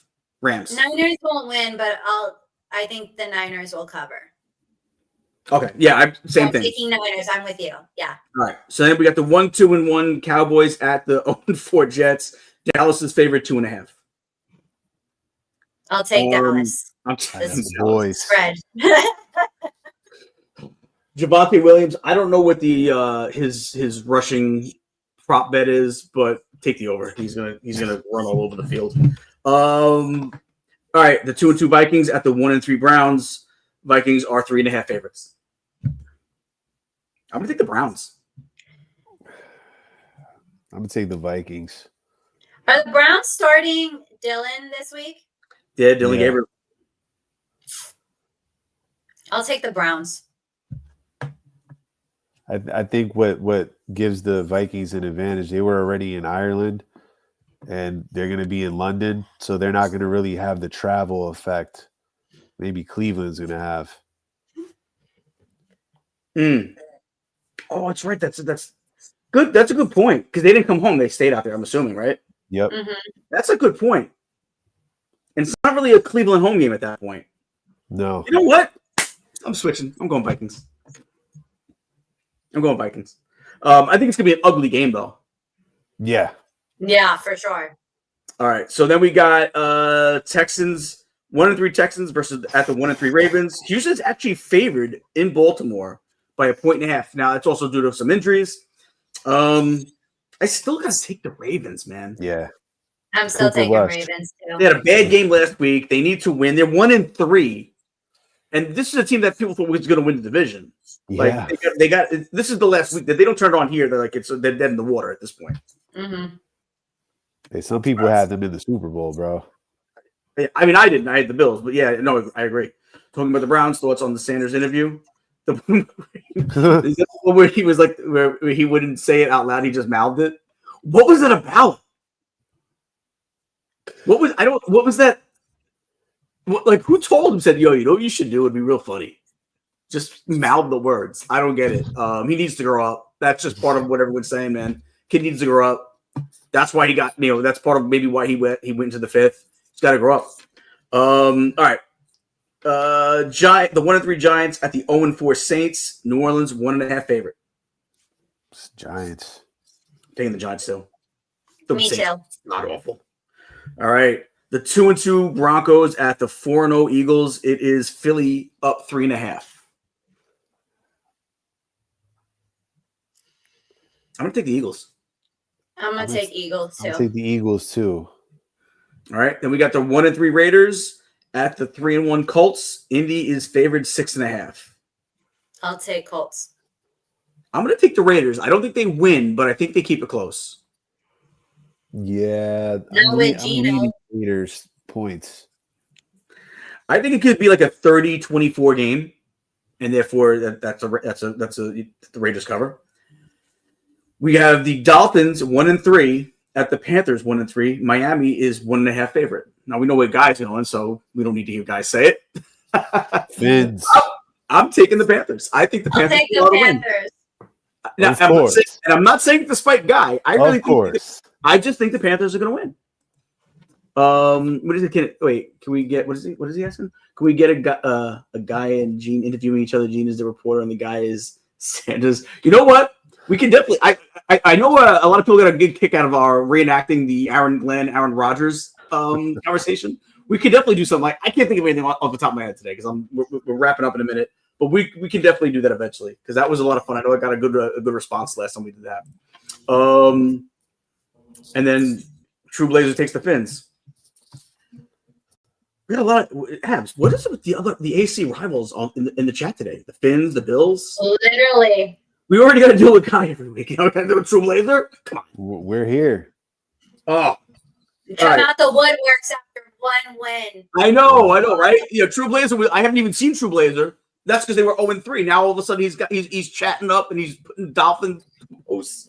All right, Bucks. The 3-1 Bucks at the 3-1 Seahawks. The Seahawks are 3.5 favorites. Seahawks. I want to take the Bucks because I love them now. That's my new what do they call it? That's my new spouse or whatever,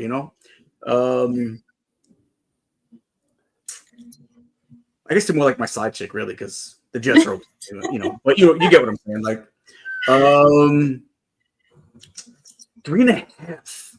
If it was 2.5, I know it sounds ridiculous. 1 point, and I'm saying if it was 2.5, I would probably take the Seahawks because I could see them winning by like a field goal. You know what? The Bucks have kept every game close. I'm gonna go Bucks.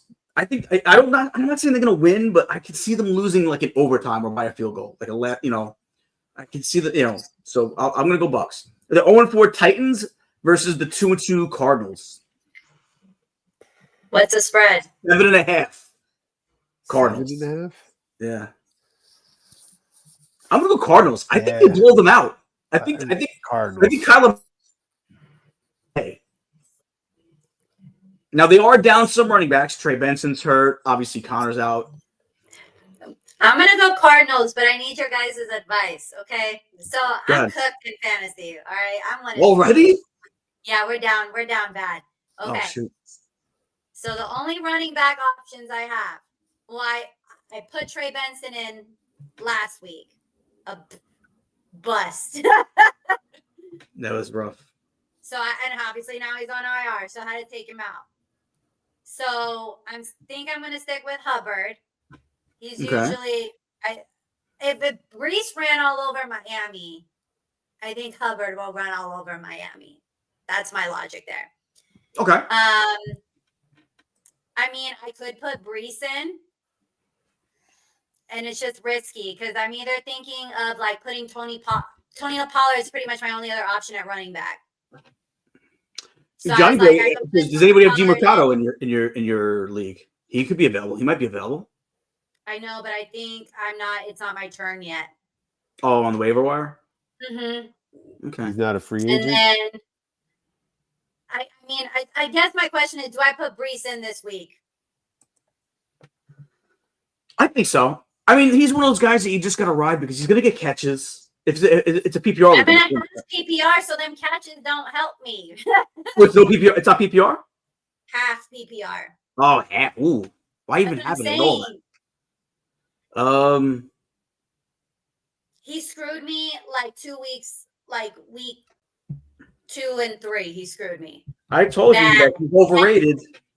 2 points bad. Yeah, I had him a couple years where he just like wet the bed on me. Johnny Boy says put in Brees, especially since Allen is out now. Yeah, it's a good point. It's gonna be a heavy Brees day. Has to be. They have no choice, and they love to run the ball. And they love to run the ball. It will be though. It has to be, but it might not be. Well, yeah, they're down early. I think this. You know what? Even if they're down early and they're passing a lot, he's gonna catch passes. He's gonna be a guy that they're gonna throw to. Because there's been times they send him down the sideline. Do you know what I mean? It's not like he's just one of these guys that they just throw in like circle routes, wheel routes. They're gonna send him out at times. They've done it before. I would probably just go Brees, but I would also look to see if I can get Dean Mercado. That's a good call. And the Cowboys' defense hasn't been good this year. They've given up a lot of points, yards. So he has a chance to actually have a really good game. I mean, the Giants put like 37 on him. The Packers just put 40 on him. Like, I think from a fantasy perspective, you should see the Jets. I think Garrett Wilson and Brees are going to have good games, but they're going to have to if they're going to be competitive. And I think Fields will too. I think the Jets are going to play well offensively. I just don't think they're going to be able to stop them on defense. Yeah. Yep. I think Fields. I think Fields obviously have a decent game. There'll be a bad turnover somewhere that costs us the game. Yeah. All right, Commanders at 2-2 Commanders at the 3-1 Chargers. Chargers are 2.5 favorite. I feel like they're going to be pissed off. They're coming back home. I think I got the Chargers in this one. Chargers. I don't know. I'm leaning Commanders. Really? You think would you take the money line? They're plus 125 on the money line. I think I would because I don't like how their offensive line is playing. Fair. They lost their backup left tackle, and he looked very uncomfortable. Unless they're able to score on defense, and get points in other ways, it's going to be tough. And Jaden Daniels is coming back this week. Yeah. All right. So we got the 3-1 Lions at the 2-2 Bengals. Lions are 10.5 favorites in Cincinnati. You know what they say? You see a big spread like that, take the home dog, man. I'm going to take that. I don't think they're going to win, but I don't think they lose by over 11 points. So I'm going to take the Bengals on that one. Guy? I'm taking the Lions. Lions. You think they go to Cincinnati and they beat by double digits? Yep. I try to stay with it. You see a big spread like that, you take the home dog, man. No, I agree with you, but I think the Lions are hitting their stride right now, and it's just a perfect storm. Like with the Bengals, Browning, they are. With all the injuries, they are what they are. So I agree. I see what you're saying. I'm still going with the Bengals though. Still rocking. All right. The 2-2 Patriots at the this is the Sunday night game. The 2-2 Patriots at the 4-0 Bills. Patriots 7.5 favorites. I'm sorry, Bills 7.5 favorites. I was like, man,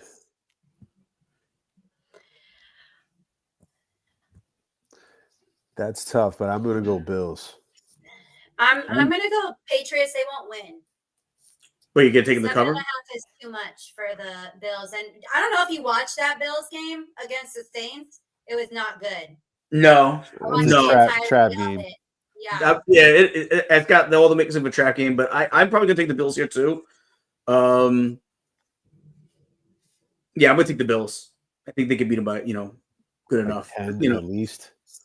Yeah, they'll 30-21 type of game, Yeah. And then we got the 2-2 Chiefs at the 3-1 Jags. Chiefs are 3.5 favored. I'm going Chiefs. At the Jags. I think the Chiefs are on a mission right now. If they're getting like kind of embarrassed the first couple weeks of the season, I think now they want to do some embarrassing themselves. So I'm going to go Chiefs. Guy? Yeah, as much as I want to pick the Jaguars, I'm going Chiefs. All right. I'll pick the Jags. And that is this week's thing. Week of NFL, week 5. I don't know what I'm saying. Johnny Boy says, I think Adrian Peterson is available. Little jokes, getting Xavier Scott from the Vikings now that Jones is on IR. I'm not sure, man. They still got the other guy there. I'm blanking on his name. The guy that got them from the 49ers. He's going to get the lion's share of the carries. I don't know if you're going to see enough of a. I don't think Xavier Scott's going to be enough of a needle mover for me. When you got like other guys like that are probably available, like a DeMarco. You know who you need to ask, Abs? You need to ask the guru of the channel. You need to listen to Prop Stars with Buff and TJ, though it's really early where you're at because they're 7 in the morning on Tuesdays and Thursdays. But they're the guys, man. They're especially Buff, man. Buff is he's the fantasy football guy. He knows his stuff. He studies it all year round. Yeah. Because I took, let me see. I don't even know. I'm probably going to change it again. I think right now I'm so over this too. I was just like, I'm going to leave it like this the rest of the year. Don't be that person. Everybody that's at least hates that person. I have Tyler Warren as my flex, and then I have Hall and Hubbard in there. As of now. Who are your receivers that you have him in Pollard, because the thing with Pollard, at least he's like consistently been averaging the same amount of points each week, which may not be a lot, but at least I know it's like a guaranteed number. But I also know, like, I watch enough Cardinals football to know that their run defense is decent. You know what I mean? Mm-hmm. So we'll see. Who you're? Well, yeah. I would. And I really don't even want to make any trades. No one's going to give up anybody at this point. And I even looked at who people have. There's garbage out there. I'm not. Yeah, fantasy league trades are always. They never work. Somebody gets screwed. It's never fair. Somebody is not good. Yeah, either you're gonna be the guy that screwed over someone, or you're gonna get screwed. But no, yeah, I never make trades. I always I'm a waiver wire. I'm a draft and a waiver wire guy. Yeah. And there's certain positions where I'll just use as a rotating door waiver wire wise. Like a lot of times I'll just use my defense. Unless I have a really good defense and I get in the draft, I'll probably just use my defense. A lot of times, like who's the worst offense playing this week that has a defense that they're going against available. And the same thing with the kickers. I'll just say who's the best kicker going this week, and I just use those as rotating things. Because a lot of times you got to come in and out of guys and stuff. So I'm not usually too hung up on those positions. Super hype for Bad Bunny. You know what? We didn't talk about Bad Bunny yet. That's Guy. Tuhente? Is it Tuhente? Your people? Yeah. Right? How you feel about it? Man, you know I'm loving this. I would hope so, man. That's I know a lot of people. It's crazy how the Super Bowl halftime show can be such a controversial topic. But like, I had a conversation with somebody the other, was it yesterday or the day before? And I said, how would you feel if it was it's not American enough? And they're like, no, I'm not gonna understand what. It's like, well, yeah, like, what if they had Shania Twain? Would you be happier with that? See, that's that's a perfect fit. I'm like, Shania Twain's from Canada, you idiot. Like, Puerto Rico's American. Mm-hmm. Like it's people forget that. People, you know what it is right now, and we won't go too. We know we get political on the show, but right now politics is taking up too much. It's entering stuff that it doesn't need to enter. Listen, I'm all for it.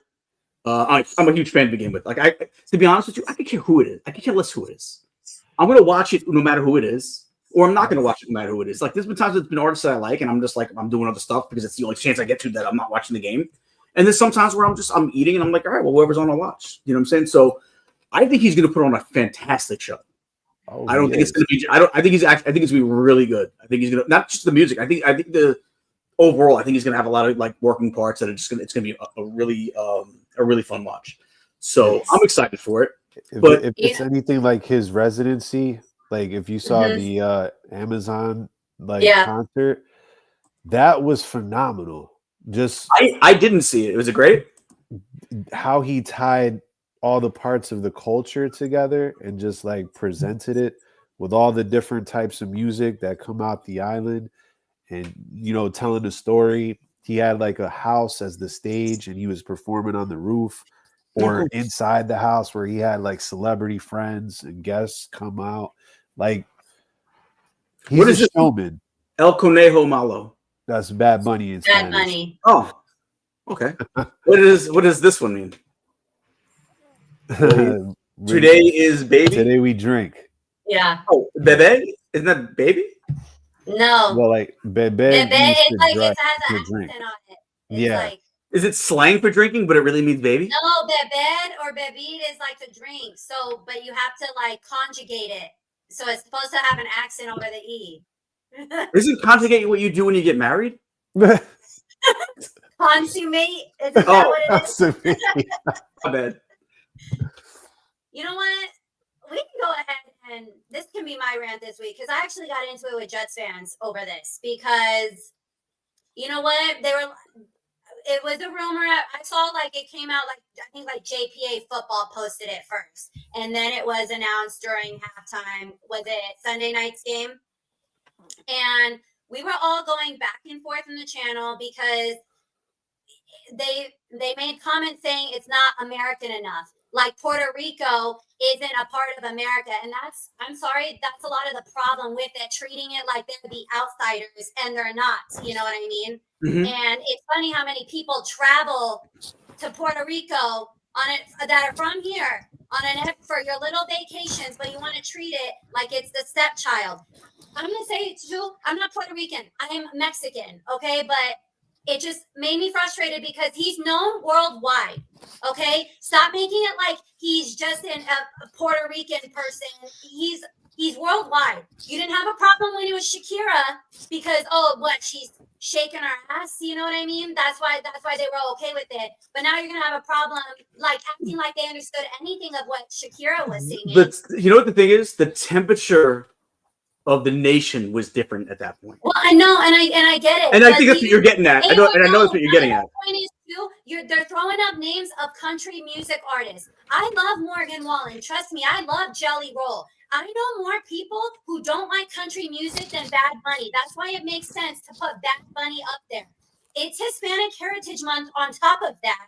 And then you're going to you have a game in Mexico City and Brazil and all these other Hispanic countries. You're trying to expand, but God forbid you put someone on the platform there and all of a sudden they're not American enough. Stop making it.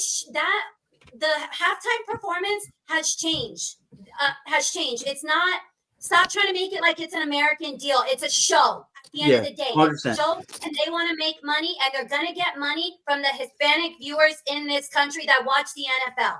And I'll be honest, I don't care where. I don't care if they're from Antarctica. I could care less. Anyone that's going to make it seem like it's this like un-American gesture. And again, it's not because he's Puerto Rican and Puerto Rico is the U.S. So it's not that. But even say it was, if he was Colombian. Like, do we have nothing else to worry about that now we're going to be fixated on this for the next 6 months? Like, we're in October, the Super Bowl's in February. We're going to worry about it for like the next 5 or 6 months on who's performing for 10 minutes. For 10 minutes, mind you. When you were probably going to get up and go to the bathroom, there was a lot of people that didn't like the Kendrick Lamar thing, and I'll be honest, I loved it. Forget about the message. I don't even care about the message. I thought the way he did the show, was great. And I don't even talk about the message part of it. I just thought it was a good show. No, I'm a Kendrick Lamar fan, yeah. So maybe that's why I did. Not everyone's gonna be, but like you just said, no matter who you put up, someone's gonna have a problem with somebody. It's whether or not we make it an issue is what's ridiculous or not. Like, I'm not a Jelly Roll fan. I don't really know any of his music. If he was performing, I wouldn't be into it. But guess what else I wouldn't be doing? Talking shit about it because I could care less. You know what I mean? Yeah, in my head, I'm like, don't watch it. But also, you're not going to say that Bad Bunny doesn't deserve to be on that stage. Oh, no, he absolutely does. And I'm not saying you said that, but Isn't he the most streamed artist? Yes, Was he the most is. streamed artist last year? Yes. Like, so And they don't he get won. it. He speaks English for starters, and he's collabed with English, predominantly like English speaking other artists. You act like he's not going to bring someone else on stage. So like they were saying, put Drake up there. What makes you think Bad Bunny ain't going to bring Drake out there like they haven't collabed on a song already? MIA, right? They Yeah, or have. Mia. Drake and Bunny. Yeah.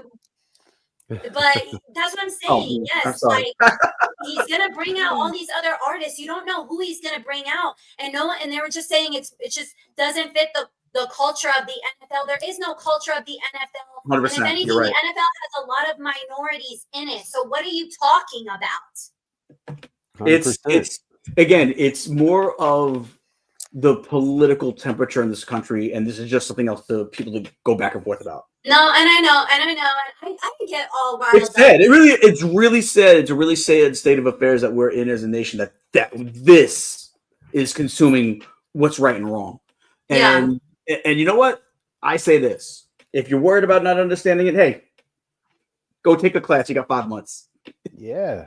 Literally, it's the second most I spoken love Spanish language. music. I love Spanish music, and I don't understand what he's saying. But you know what's a great part about music? It's not about the lyrics sometimes. It's just about enjoying the vibe and the sound. There's a lot of artists that people love. I can guarantee you they don't know what the guy's saying or the girl is saying, but they love the vibe of the music and they just bob their head to it. Exactly. So somebody say somebody posted a short or a reel or something, and they played a clip. They were like, for all the people that said they can't understand, they don't want it to be Bad Bunny because they're not going to understand them. Then she played like a Dave Matthews song, and she was like, "Tell me what Dave Matthews just said." And I was like, you know what? Great point, because I had no idea what he just said. I forget what song it was, and I'm a Dave Matthews fan, band fan. But yeah, I had no idea what he was saying, and that's just part of it. Like, how many songs can you sit there and recite the lyrics to? Not, probably less than half the songs that you know. So there's no English. As much as people want to think this, English is not the official language in the United States. People need to get that through their heads. We don't have one. Spanish is like the second most popular languages spoken in the United States. Mm-hmm. And it's worldwide. 68 million Hispanic people living in the United States, according to the census in 2024. You guys know I just did something at work with all of this, so obviously I know all these type of numbers and whatnot. But I get the political climate. I was also in a chat with kids that were 20 years old. I'm not going to be arguing with a 21-year-old. I said a few things back and forth, and I was like, "You don't get it, and I'm not going to sit here and explain it to you." But obviously now we're on this platform. And I can go ahead and do that on my platform. Like the wedding singer said, I have the microphone and you'll listen to every damn word I have to say. I think, I don't know if Johnny Boy wants to get me in trouble or not. So I'm not going to say it because that looks like it's not nice. So I'm not going to say that. I don't know what it means, but I'm using my imagination. That one word looks like it could be bad. So I'm not going to go any, I think it was just like in my chat, a lot of them are Jets fans and live on the East Coast and live in New York. And I think that was like a wild take, considering you live in an area where there's a lot of Puerto Rican people, Dominican people. Like, it's just a melting pot here in this state. You know what I mean? So it's like I said, don't watch it. I like Kendrick Lamar. Wasn't a huge fan of the performance last year, but I watched it. I actually have started getting into some K-pop stuff, and I don't know what they're saying, but I wish they would have.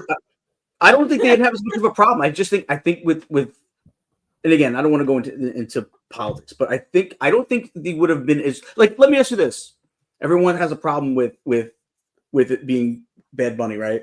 Because a lot of it, I think, has to do with what's going on with the immigration situation in this country. What if it was Adele? Would they have a problem with it if it was Adele? She's English. They said she would have been even worse in the chat. And I'm like, Adele she's nice. All right.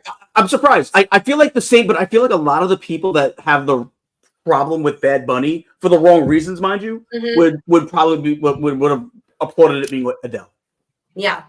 And that's what I was saying. Like, I had a conversation with somebody else, and I threw out the name of Shania Twain just because I know she's country, but she's also Canadian, and that would be great. She should that would be a perfect choice. I'm like, she's Canadian, bro. So if it's really about American, or is it just about white? What is it? Is it white country, or is it about it being like you can't have it both ways? So could be all three. It could be all three. Because the thing is, bro, is that to Abby's point, in the world, this is the second largest Spanish speaking population in the world, behind Mexico, the United States, you know, so there's definitely a market. Not only that, in other countries, learning a second language is like something that's commonplace, that's normal, for business part. In Europe, they speak like 3, 4 languages, Mhm. like with no problem. So that's why in the World Cup, you could see whoever be the singer for the opening match or the final. Like they're not caring because music's supposed to bring people together. Like Mhm. that's the unifying force about music, is that the language of music, something that you could feel instead of hear. You know what I mean? Like if you don't understand the words, to your point, there's songs in English that people don't understand, right? Whether Mhm. you're from a different part of the country, you don't know the slang, or you don't know like what the people in that region would be accustomed to. It's a great way to open your minds, right? We just are unfortunately seeing ignorance rise to the top again. You know what I'm saying? This is a 100%. great move. And the haters are just gonna have to eat that shit and like it.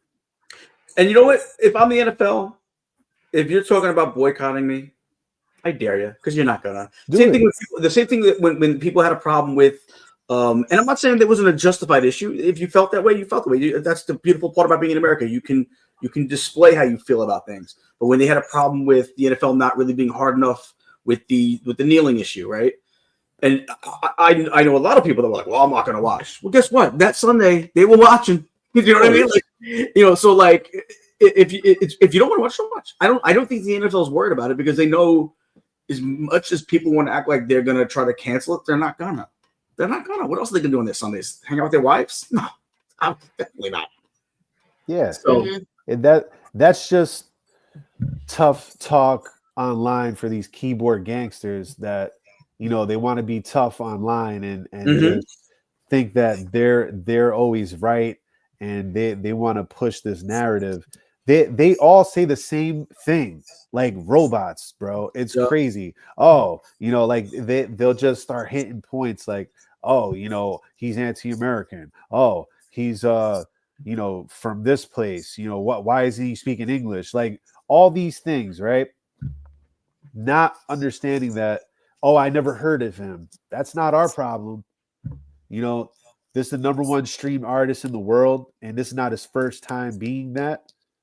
This is a business move. If you're trying to make the NFL a global game, you're going to get the number one global artist to get Mhm. new Yep. eyes and new ears on the product. This is a great business move for the NFL. Tremendous business move. Yeah. So, Tremendous. like, if you're looking at it from that point of view as well, this makes perfect business sense. Like, I don't really see eye to eye with Jay-Z on a lot of things, but I think he nailed this one, man. This was a slam dunk pick. Oh, that's right. He's one of the guys making the call. Yeah. Mhm. Forgot about that. Yeah, good point. So I don't know. I'm whether and again, I'm excited to see it. Um, my wife, she's Colombian. My wife, she's excited to see it. Yeah. But even with that, if I wasn't really into it, guess what? Why would I make that something that I'm so? Why would I be irate about that? There's people that are irate about it, dude. If anyone And that's even, out there that's not upset, get a life.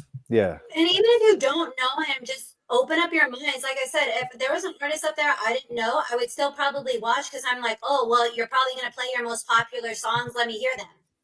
Yeah, Like if you're a at the end of the day, some people are just good. Like there's some artists that I don't think they sing the best, but they're just great performers. You know what I mean? And they put on a show. And so I'm like, I want to see all the lights and what other aspects you come up with. So I'm looking at it also from like a creative standpoint. But Mhm. yeah, people who are irate about it, other you have other things you really need to focus on than, you know, 10 minutes of your life in February that you'll probably forget. yeah. Get a. My thing is just get a life. Or or you're wasting time and putting energy to put on social media how you're not gonna watch the halftime show. You're not that important. You will be replaced Yeah. by hundreds of other people. Nobody cares. You're not that important, bro. You know what?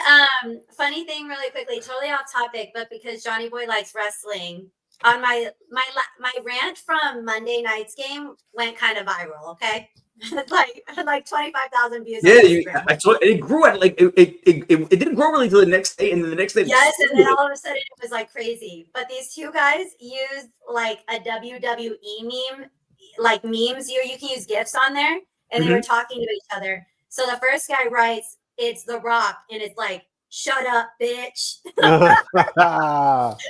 And then the guy commented underneath, and it's The Rock, and it's like, "Know your role and shut your mouth." And then the guy who commented to the first GIF posted another GIF, and I'm like, bro, I like live for these comments. Keep them coming. Like, Yeah, like I was laughing. Yo, I say it all the time, man. You can hate watch me all you want. Just keep watching me. I know some older man with like I think his picture was like holding his grandson was like, ew, that voice. And I'm like, bro, someone needs to control you. Someone needs to come get your abuelo over here. Yo, you know what? He's tuned in. Yeah, no, it's funny. Tuned in, bro. Like, it is really, really funny. And I'm like, dude, they act like that's the first time I've heard that. I hear it like all the time. I'm like, you must be new here. Your voice, though? What's wrong with your voice? Your voice is normal. Oh, he just said, I don't know. They probably just think I'm annoying or because, I yell. I'm like, when people are like, why are you yelling? I'm like, you must be new here. Yeah, like that's the point of a rant. Yeah. And I literally say that, like, the rant is for my raw self and my raw emotions right after the game, and then I settle down for the longer one. It's how it's your part of your process after a bad week. So I'm like, leave me alone. Yeah.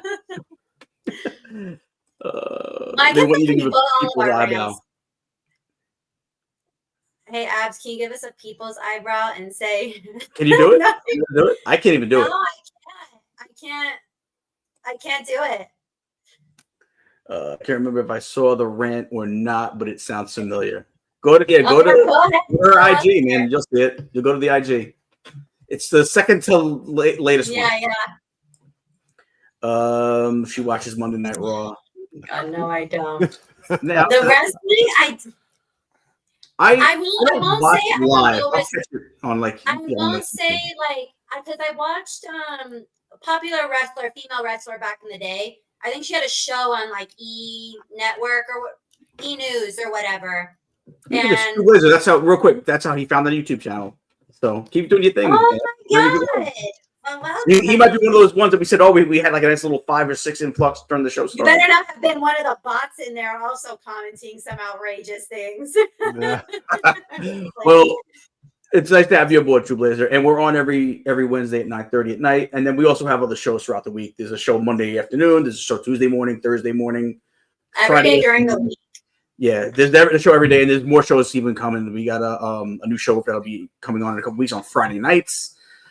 Tomorrow at 10 we have prop bets. So if you're looking to like any, they do all the NFL stuff, all the betting, all the gambling, all the fantasy. So nice having you on board. I've actually been watching the betting ones, like TJ's little like minute ones, and I'll lock it in usually that week. He was on a nice run. He had a bad week last week, but TJ was on a nice run until last week. So he'll turn it around. I hit like 4 parlays this week, and I was shocked. Nice. Even the Monday Night Football one. Nice. Shocked. I know. So not a total loss. Right, that's what I'm saying. I'm like, that's the only like bright moment of the game on Monday, and I feel bad for like the East Coasters. I have to like stay up later and just watch it because it was on at 4:15 my time. So I was like, it's 8 p.m. I have some time to settle down before I go to bed. No, I'm sure like Jets fans on the East Coast were going to bed pissed off. So yeah, giving little people wrestling a chance. Is that a thing? I know. I don't want to. Can you? I remember when I was a kid, they called it midget wrestling. I don't think you can say that nowadays, but that's it's like what did they say? Midgets? That's what it used to be called. It used to be called midget wrestling back in the 80s. I don't know the proper term now. I think he used it. I don't. Is that what he's talking about? Little people. Little people. Well, sometimes people are like little, but they're not. Like at a certain height, you are considered. That word we won't use. What is the height? Is it like 4 foot? I think so. Because I don't bet, but I'd love to help people have success with theirs. There you go. It's always good to play with other people's Johnny. It's always good to play with other people's money, so I get that. It's funny. Skilo, baby. I don't know what that means. Oh, was Skilo a little person? I wish I was a little bit taller. Yeah. Uh-huh. He was he a little person? I don't think he was that short. No, but Gene, how he tall are wasn't you? tall enough. I'm 6'4". Oh my god! No, I'm just not 6'4". I'm like 5'7", 5'8". 65 in the building. What up, everybody? Yeah, no, I'm like 5'8". 5'7", 5'8", something like that. Is your wife tall? She's 5'1", something like that. Oh, she's little. Yeah, 5'1" or 5'2". This guy in the witness protection. He was, and then he won last week, and now he's not. He's out. Not wearing these bright ass colors, bro. Wait, guy, how tall are you? I am 6'1". Are you really that tall? Really 6'1". Yeah. I should have stuck with 6'4". You're Now 5'11". You're 5'11". No. Oh, how No, old are you? you know how guys always lie about their height, and they'll say, "Oh, I'm 6'2", and it's like you're 5'11". Well, he's 5'11". 5'11". His Tinder height is 6'2". What's your height, Abs? I am 5'4". I'm closer to 5. I'm closer to 5'5". But That's like that's like the average. That's average female height, right? Yeah. Not that tall, not that short either, though. We're all throwing out heights in the chat. 5'7" is tall for I feel like that's tall for a girl. Yeah. That's like a good height. Yeah, that's too tall for me. She probably could beat me Well, up. that's your height for you. That's what I'm saying. I don't have to stick my tippy toes to give her a kiss. You know what I mean? No, I was like, I'm 5'4", but my attitude 7 feet tall. Oh I have an man. attitude of a 7'4" man. God, that's funny. All right. Well, how many do we have in the building? We appreciate y'all joining us. Please subscribe. Pop Sports on all channels. Shows throughout the week. Obviously, you can catch us every Wednesday, 9:30 Eastern. Gene, any final words? Final thoughts? Enjoy the baseball playoffs. We got a couple of game 3s tomorrow. There's 3 teams are gonna go home tomorrow. We'll find out who they are. Enjoy your football this weekend. And for anyone upset about Bad Bunny, just think about how bad your life really could be. Bad Bunny, it's not the words for you. Suck it. Exactly. I'm actually glad he's performing just to piss everybody off. That's the only reason why I can't. Here. Listen, it's going to be a good show. Can't wait for it. I mean, I can wait for it because that means the season's over. So, I can wait for it in that sense. But as a Jets fan, we'll be waiting forever. Well, yeah, for us personally. Gives wrestling a chance. We actually been bringing I didn't say it yet, but one of the shows that we're talks with a bunch of different shows about bringing their shows to the channel. One is a wrestling show. We might actually have a wrestling show coming up soon. So we'll see. And the other thing I do want to say is please give Woody a big hug and a kiss for me. And have a great time at the game, Abs. I know. I'm so I can't tell you how excited I am to meet him because he's the reason why I started doing podcasting. And so he's just been with me my entire journey. And so he just has a very special place in my heart. So he's like a big teddy bear. Yeah. I don't know if I told you guys, I'm supposed to have on-field access after the game. Oh, really? How'd you get that? Yeah. Let's go. I kept it on the down low, but they sent me a form to fill out, so I think it's happening. Very cool. Very cool. Yeah, so I'm super excited. Let me see. What do we got here? I'll have to go back and watch the beginning, but great talk this week, guys. Thank you for joining us, Johnny. Yeah. Again, we're always here every Wednesday at 9:30. Next week we'll have a special guest, and I know Abby might not be here next week. You got a big event, family. But it'll be, me and Guy will be here, and I believe we'll be joined by Dustino, Dustino is a guy that will have a show on Friday nights, starting not this Friday, but the following Friday. So, so join in next week. But yeah, enjoy the game, man. And please get yourself a bacon, egg, and cheese on a bagel, a little salt, pepper, and ketchup.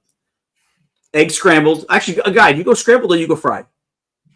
For the bagel, I go Bacon, egg, and fried. cheese. Yeah. All right, I go scrambled. I like the scrambled bacon, egg, and cheese. But Just falling apart, Well, I don't get it where it's scrambled. I mean, where it's all over the place. It's more like a solid scrambled. Yeah, like a solid scrambled, like an omelet. Yeah. Oh, okay, yeah. I can do that. Yeah, I can't do it right yet. It'll be dripping all over my face, and yeah, I can't. It'll be my beard. I can't do that. I get that. So, Got any final thoughts? Yeah, I mean, we're headed to a great part of the year where I think all major sports are being played soon. about a month. About a month. I know preseason starting with the NBA soon. Hockey starts next week. We got soccer going on. Football's in full swing, and MLB playoffs. Like, this is like one of the best times of the year on the sports calendar, where we have like so many things going on. I just love that time of year. Just to echo what you said, to every Latino out there and people from Puerto Rico, like this one's for us. Like, it's been such a hard road to get here, but now we're in a platform where we're gonna take it worldwide again. And mind you, we had Ricky Martin do the World Cup song in '98. So it's big for us to be able to, produce something like that just for,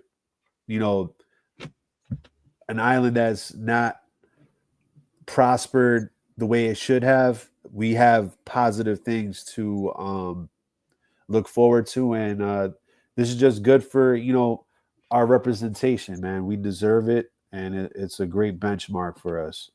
And best of luck to everybody's teams. Abs, you're in the tri-state area. Welcome, enjoy it.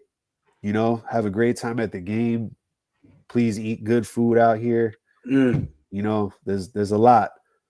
At the very least, get some pizza.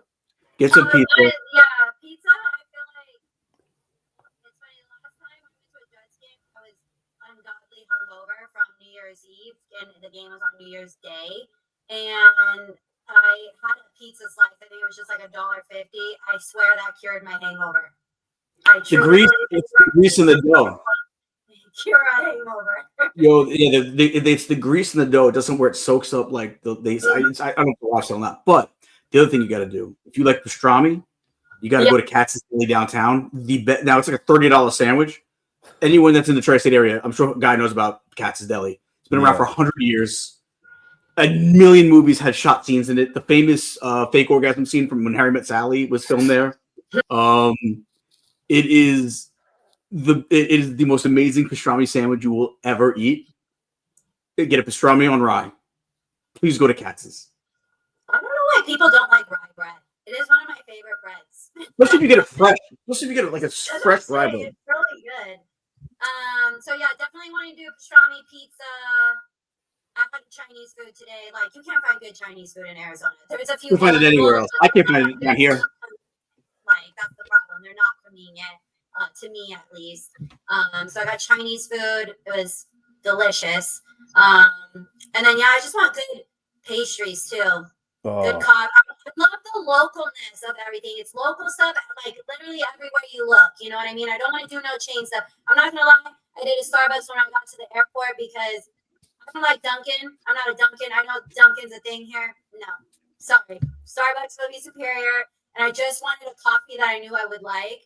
But best believe tomorrow I'll do all the local stuff from here on out. So super excited. And it's like walking here is different than like walking in Arizona. You know what I mean? Here I'll walk like 10 miles, I'm like, it's just around the corner. I walked a mile to go get food and I was like, it felt nice. It just didn't seem like that long. It didn't seem like it took me that long. So You're gonna get your steps in.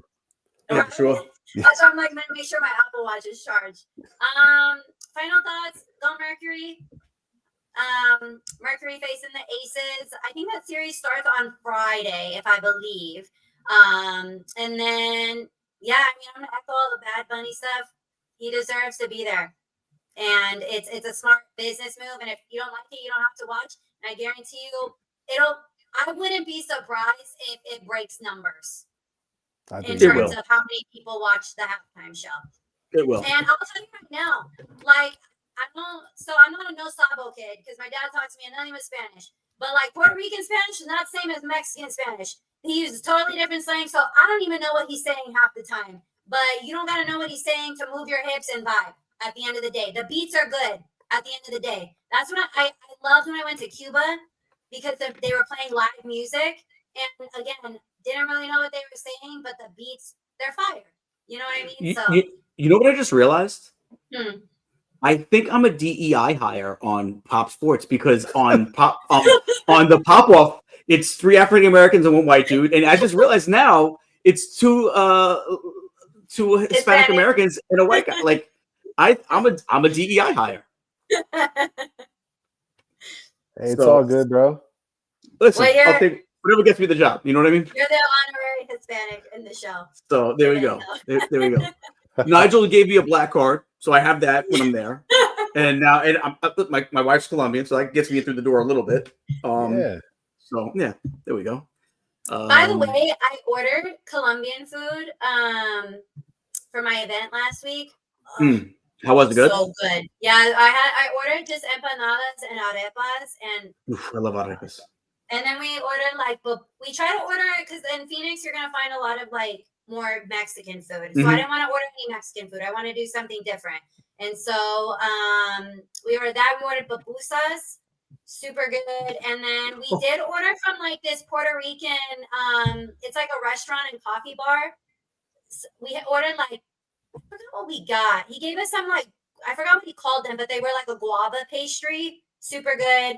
And then he gave us like a cheese type pastry as well. Oh, delicious. Was it Cuban? No, that one was Puerto Rican. No, we ordered Dominican food though, but we ordered Cuban sandwiches and then plantains. I love a good Cuban sandwich. Oh, I go to visit. My godson lives in Miami. Whenever I go to visit them and his family, we go to. I don't know if you guys ever heard of Sergio's down in Miami. And it's like whenever I go, we always got to go to Sergio's, and they have the best Cuban sandwich I've ever eaten. There's a couple of I think it's like 3 or 4 of them down there. They're not a chain. But they have a couple of them, and they make the best Cuban sandwich I've ever eaten in my life. I think I want to drive to Miami. I beg to differ since I ate one in Cuba. Well, you know, hey, man, never know. Union City has some good food up in Jersey, man. Cuban food. Yeah. That's like Miami North. What is this? John says, but Turks and Caicos, and they had a very Puerto Rican influenced food. So good. Yeah, we connected, bro. We got similar food. The one thing is like, obviously I'm Mexican. I like it spicy. I love spicy food, but that's not like Puerto Rican food, Cuban food, Dominican food. No spice. You know what I mean? But sometimes I do crave like. Just like it's simple. It's like white rice, beans, black beans, and like beef. You know what I mean? Like beef or pork, chicken. Keep it simple. True Blazers from Jersey? I just assumed he was from Miami because he was a Dolphin fan. We got a lot of Dolphin fans. No, they're coming out the woodworks now. Remember I told you? They got one win. We're always there in the MetLife takeover every year, so you know how it is. We always in here. True Blazer, that might be your soulmate there. We don't face Miami until like week 17 again, right? Yeah. No, I think we play the Bills week 17. I thought. No, we play the Bills week 18. My bad. I'm thinking game 17. You're right. Early December, I think. Was it December 7th? Something like that. So it'll be a little while. Yeah. Watch both teams do. We'll have the same record at that point. It'll probably we swept y'all. It'll probably be guys' next win. So Hey man, we'll still have a better record though. That's true, I guess. Alrighty. Yeah. Slatteries. All right. I don't What know is about that? Flatters. Is it like a dolphin bar? Yeah. Yeah, we got a Bills bar around the corner from my place. It's a place called Kitty really? O'Shea's, and it's a Bills place. So They be coming out the woodwork. I didn't know there were so many Bills fans until recently. they had no reason to cheer for it until recently. Yeah. Yeah. Yeah, we had a nice little food talk, man. I am a little hungry myself. I made know. pasta. I'm just gonna have some pasta. It's late, but I gotta eat something now. I'm hungry. All right. On that note, we will let you guys go. Thank you for joining us. Thank you for tuning in. Follow us on all the social media channels and any platform. You find us YouTube, X. I hate saying X. Twitter. Just sounds inappropriate. Instagram. It does. X.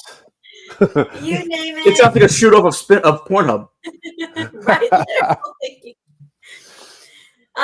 So thank you for tuning in every Wednesday, 9:30 Eastern. You already know. Gene, Guy, it's a pleasure as always, and we'll see you guys next week. Bye. Adios.